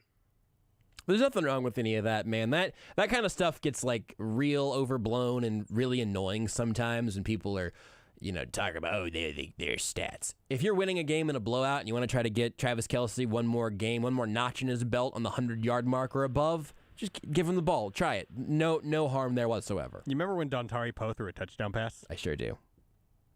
I'll never forget it. I have a mural of it painted on my ceiling in the bedroom, which is not, no, Beards, don't laugh. It's because I want it to be the last thing I see before bed every night, not for other reasons. Okay, I'm changing it. It's in my office. Still on the ceiling, though, because I just lay on the floor in my office sometimes. It's when I need to get away. Here's Patrick Mahomes asked if he's happy with a record of 5-2 going into the bye week. Yeah, I mean, we had a tough schedule going into the bye. We knew that going into the season. Obviously, we lost a couple games that we wanted to win. But when you look back on it, you're 5-2 in your first AFC West. You can't ask to be in a better position. So now we have to kind of recalibrate, get off our feet, get our bodies back, and then learn. Because when we come back to this next stretch, we're going to be ready to go and try to make a push to get to the playoffs and then try to get to the Super Bowl. It's really easy to say, man, if the Chiefs just don't choke that game away to the Colts, how different is everything? They're in first in the AFC West, even if they have the tiebreaker loss to the Bills. It's easy to say, man, that Bills game went back and forth. That was a 4-point game. Man, this team is 7 points away from being 7-0. And I guess from being 5-0-2, so maybe they're 9. It doesn't matter. 5-2, 7 games into an NFL season, in sole possession of your division, 1 game and a tiebreaker back of the 1 seed is a pretty good place to be. Also, the AFC West sucks. And that's also true. The division, I guess, just stinks.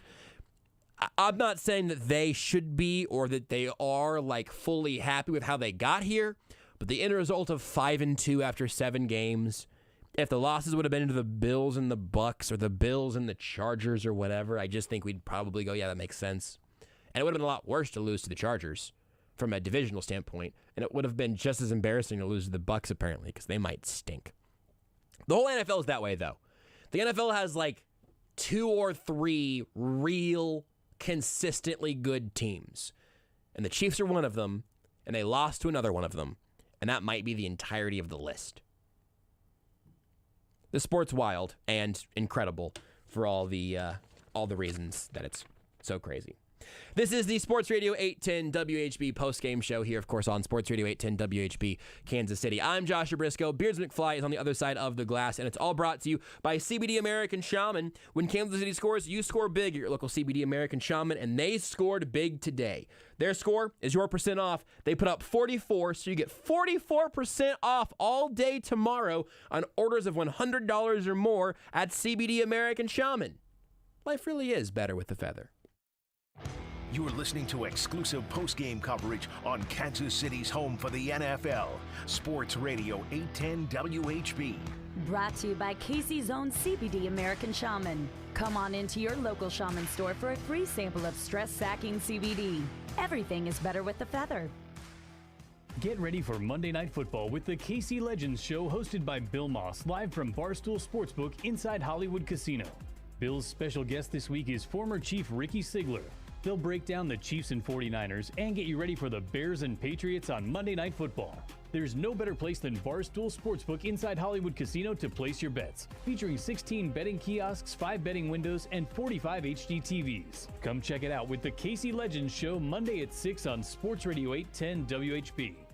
Join Union Broadcasting in thanking local companies that care. Companies That Care is an effort to let you know about local companies giving back to our community. Hi, my name is Cerner Macon, head football coach for FL Schlegel High School. Football is the ultimate team sport, and it takes dedication and commitment to be successful. With the financial help from the DePasquale Moore Law Firm, the future of Schlegel football has been accelerated. Thank you, Mike and Stephanie, and the entire staff at DePasquale Moore for being a company that cares. Go Stallions. Simple, smooth, and every sip as easy as the last. Tito's handmade vodka tastes just as good with tap water as it does with your favorite mixer. Back in the day, Tito distilled, hand-bottled, taste-tested, sent to a few friends, then taste-tested again to give you the finest juice around. No frills, no flavors, no fancy labels, just the good stuff. Just Tito's. For recipes, videos, and more, visit Tito'sVodka.com.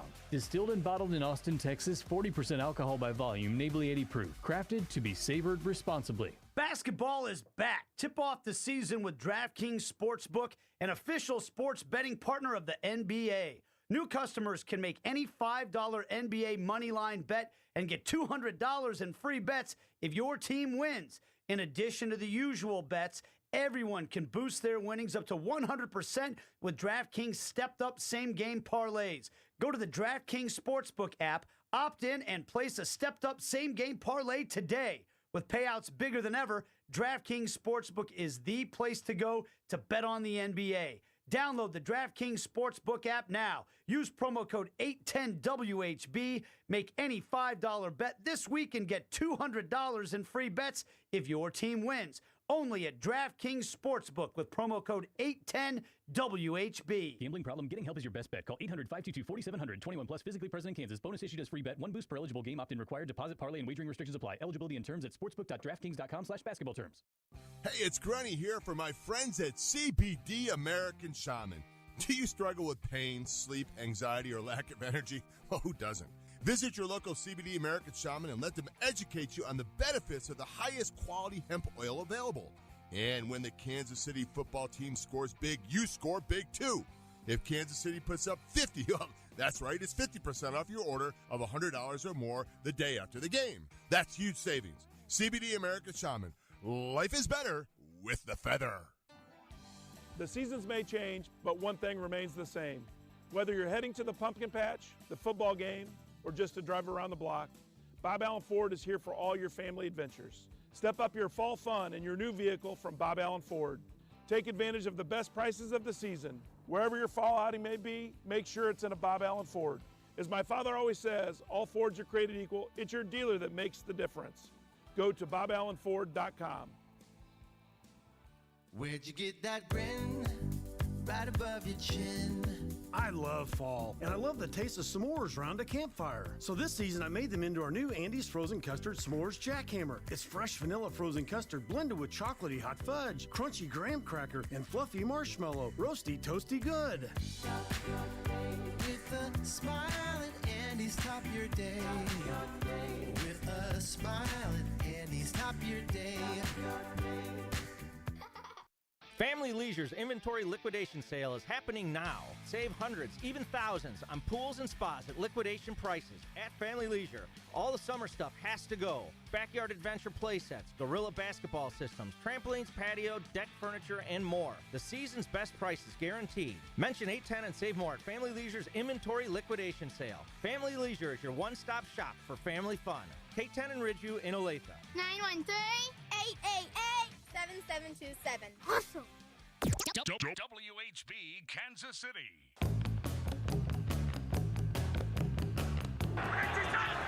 Gonna throw it. Blitz is coming. Garoppolo in trouble. Throws it up for grabs. And it's intercepted. Joshua Williams.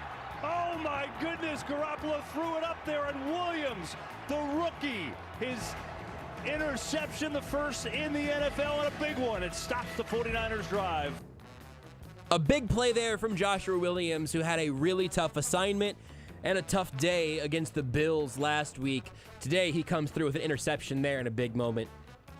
Turning the field, saving Sky Moore a little bit of heartbreak, as that would have been the result after the more muffed punt. But Josh Williams gets his first career interception. He and Jalen Watson both now in this rookie class making things happen. Trent McDuffie, I guess, would be bringing up the rear in that regard, right? For the corners the Chiefs have drafted. That's kind of funny. McDuffie looking like he will return after the bye week as the Chiefs have the bye up next. Lots of ways you can interact with the show. The video feed has as a comment section on Facebook, Twitch, YouTube, and Twitter. You can just tweet us through that. But if you want to chime in any of those places, feel free to do it. There was one comment that Beards read during the break that I really loved. If you could just go ahead and bring that to the table. On the YouTube page, this is from Vertatum. Type 1 represent, Sweet Bloods Unite. Now, this has changed my life. Thank you, Vertatum, for the comment. because obviously there's sort of a Harry Potter mudblood situation kind of going on there, whatever. I just would like to make sweet blood an appropriate sort of slang for diabetes havers. I think that's what it would be called if it was an illness from a fantasy world. And also it makes us sound like we would be really dangerous to be around, or maybe good to have around right now. Because if there's a vampire that's going to come through, they're going to go right over the, I don't know, regular bloods, and they're going to come straight for the sweet bloods. I mean, if vampires ever become a pressing concern... So you're sacrificing yourself is what you're saying. I'm saying I'm not sure I'm going to have a choice. I'm saying that I feel like a bunch of vampires are all going to gang up on me. But here's the thing, man. As far as I know, being a vampire doesn't seem that bad. You just live forever and drink blood, right? That's like 50-50, pros, cons. One big pro, one big con. You can't age or go outside. Again, kind of one big pro, one big con. I'm just saying there's something to it. Anyway, Team Sweet Bloods. I guess that's what we got. It's pretty good. You also had a stat, Beards, that I felt like people would enjoy before we hear from Kyle Shanahan. This is from NFL Research. Highest quarterback win percentage, including playoffs, since 2019. Minimum 10-game start. Number 1, Patrick Mahomes, 79% winning percentage. Number 2, Aaron Rodgers, 73%. Number 3, Patrick Mahomes in games in which his team trailed by 10-plus points, 70%. Number 4, Tom Brady, 69.8%. Nice. So just to restate that, just to make sure you got it, because sometimes numbers on the radio are confusing. Since 2019. Since 2009, the winningest quarterback in football is Patrick Mahomes. The second winningest quarterback is Aaron Rodgers. The third winningest quarterback is Patrick Mahomes, only in games where his team trails by 10 points or more. The Chiefs win 70% of the games that they play when they trail by 10 points when Patrick Mahomes is their quarterback. You kidding me? This is ridiculous. What a time. I'm glad that we got a fun game to send us into the bye week. Not the case, though, for Kyle Shanahan, as his Niners squad is going to have some things to work through as they get Christian McCaffrey into the mix and begin to lick their wounds after falling to the Chiefs. But first, as always, our opposing coach press conference brought to you by Metcalf CarStar. Brought to you by Metcalf CarStar. If your vehicle gets sacked on the road, take it to Metcalf CarStar, the collision repair experts. They make it convenient and easy to get back on the road. Go to carstar.com and search Metcalf CarStar. CarStar. Relax. They'll take it from here. Here is San Francisco 49ers head coach Kyle Shanahan after tonight's loss to the hands of the Kansas City Chiefs. Huff went out, had a shoulder, returned. The spotter put him in the tent, but he was fine with that. Greenlaw had a calf. Went for a little bit, ended up not finishing. And Demo had a stinger. He returned. Go ahead. For you, what was the most disappointing part of the performance from your team today? I thought the stuff that, that's a good team. They're going to make some big plays, but I thought the most frustrating thing was the spots we hurt ourselves. In the first half, some of the false starts that we had on offense, lining up in the neutral zone on defense. For us to have that false start on the field goal, I was obviously so excited because they muffed the punt the next time. But for us to have a turnover there was a real big mistake. Ended up being all right when they missed that field goal. We talked about some of that stuff at halftime. We come out, give up a huge kick return, and then have a really stupid penalty to add 15 yards at the end of it. Those are the things that disappoint me the most. First half, you guys were inside there 33 5 times and only had one touchdown. Against a team like that, how hard is that to overcome to come to the field? No, extremely hard.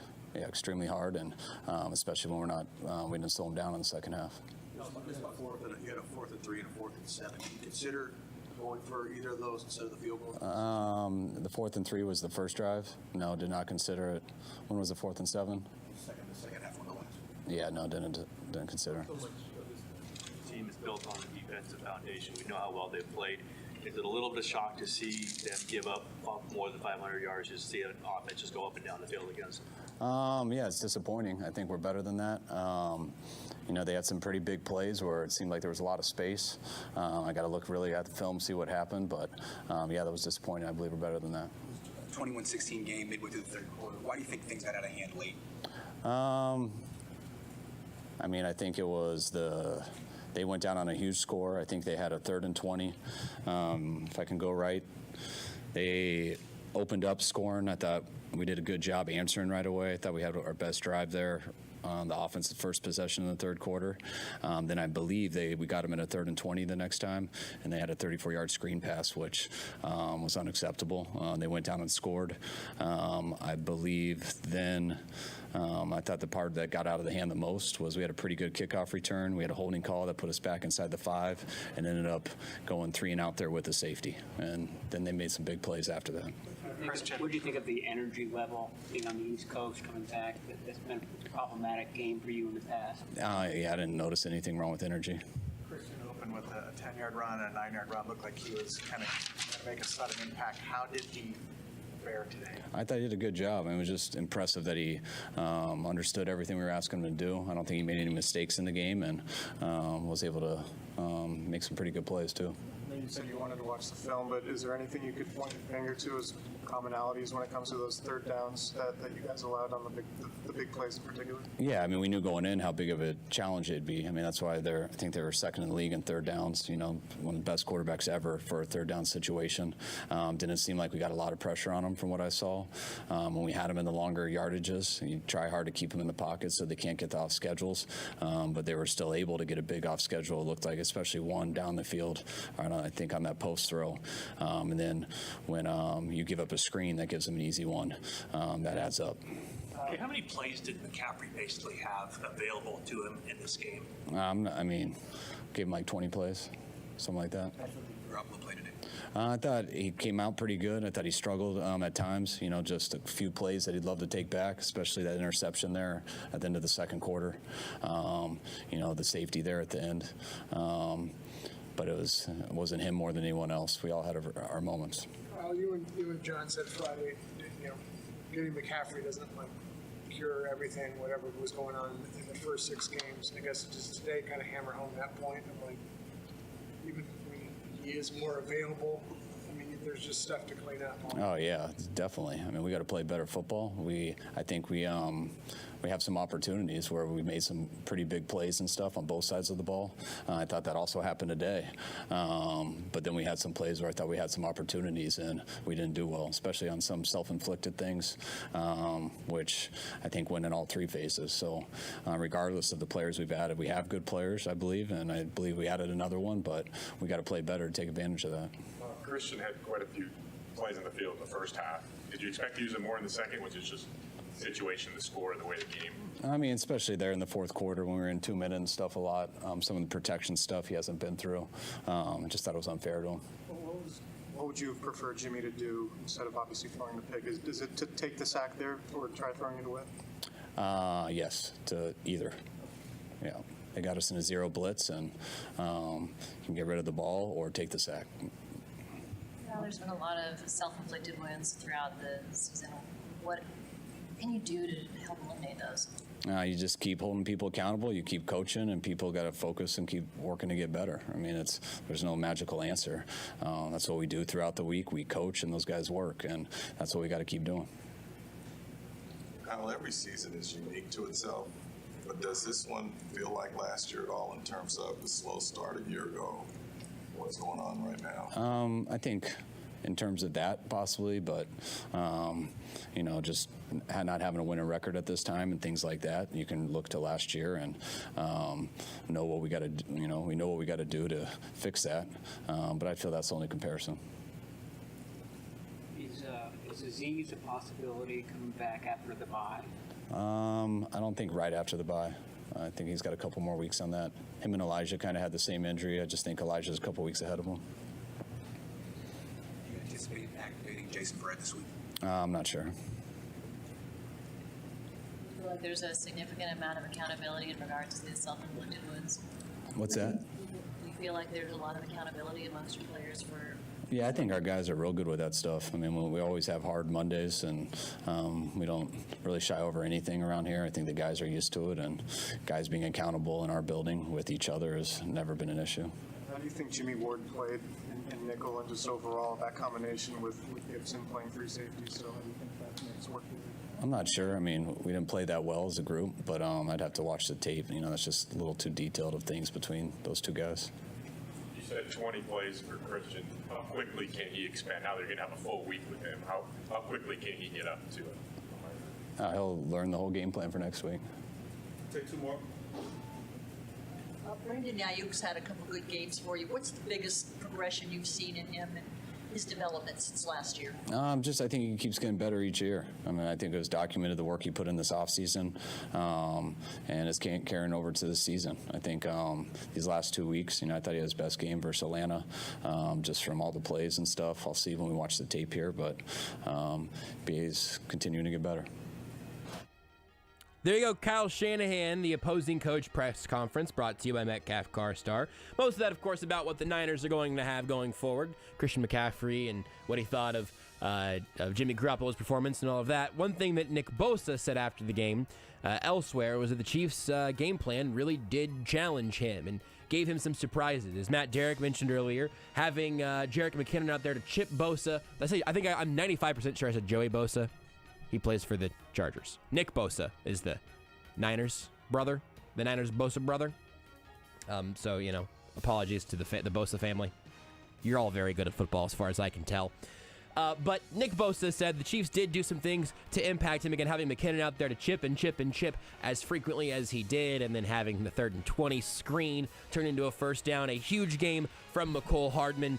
200-yard receivers not named Tyreek Hill or Travis Kelce for the first time in Patrick Mahomes' career in a single game. Travis Kelce just behind with the 98 yards.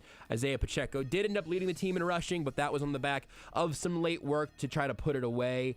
It was a little mix of Pacheco starting, but then Clyde and McKinnon getting a lot of the work following that. But altogether, all around, a pretty dominant victory for the Kansas City Chiefs, despite a difficult start and a challenging little midsection there late in that first half. The Chiefs came out and took it over in the second in the way the Kansas City Chiefs certainly can. 44-23 over the San Francisco 49ers as the Chiefs head into their bye week.